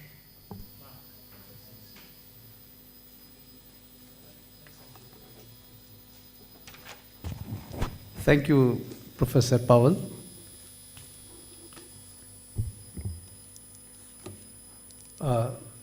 We come to the end of the plenary session. Before that, may I request Professor Powell to present our speakers with mementos.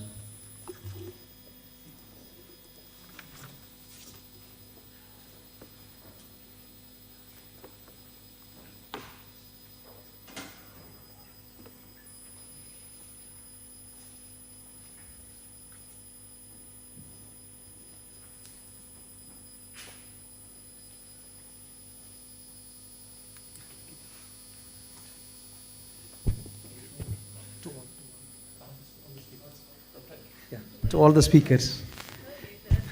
Yeah. Naila Coelho.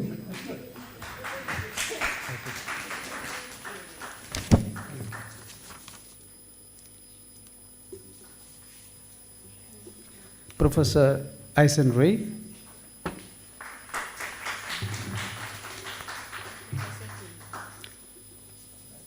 Professor Tina.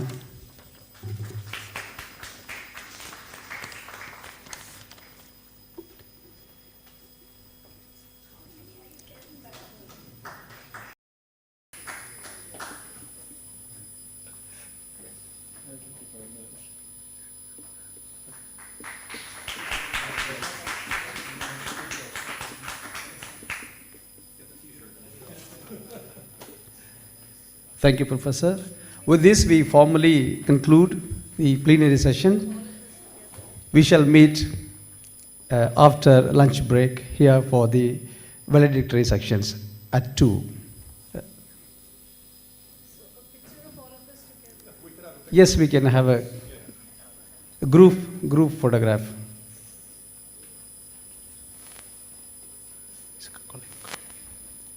Paresh?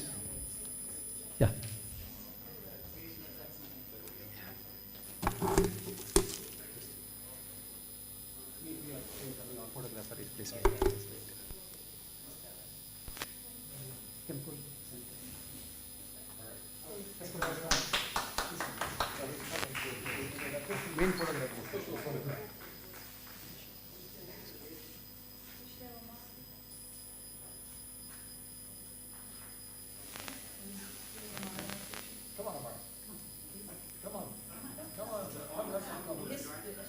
Yeah, all of us can join, please.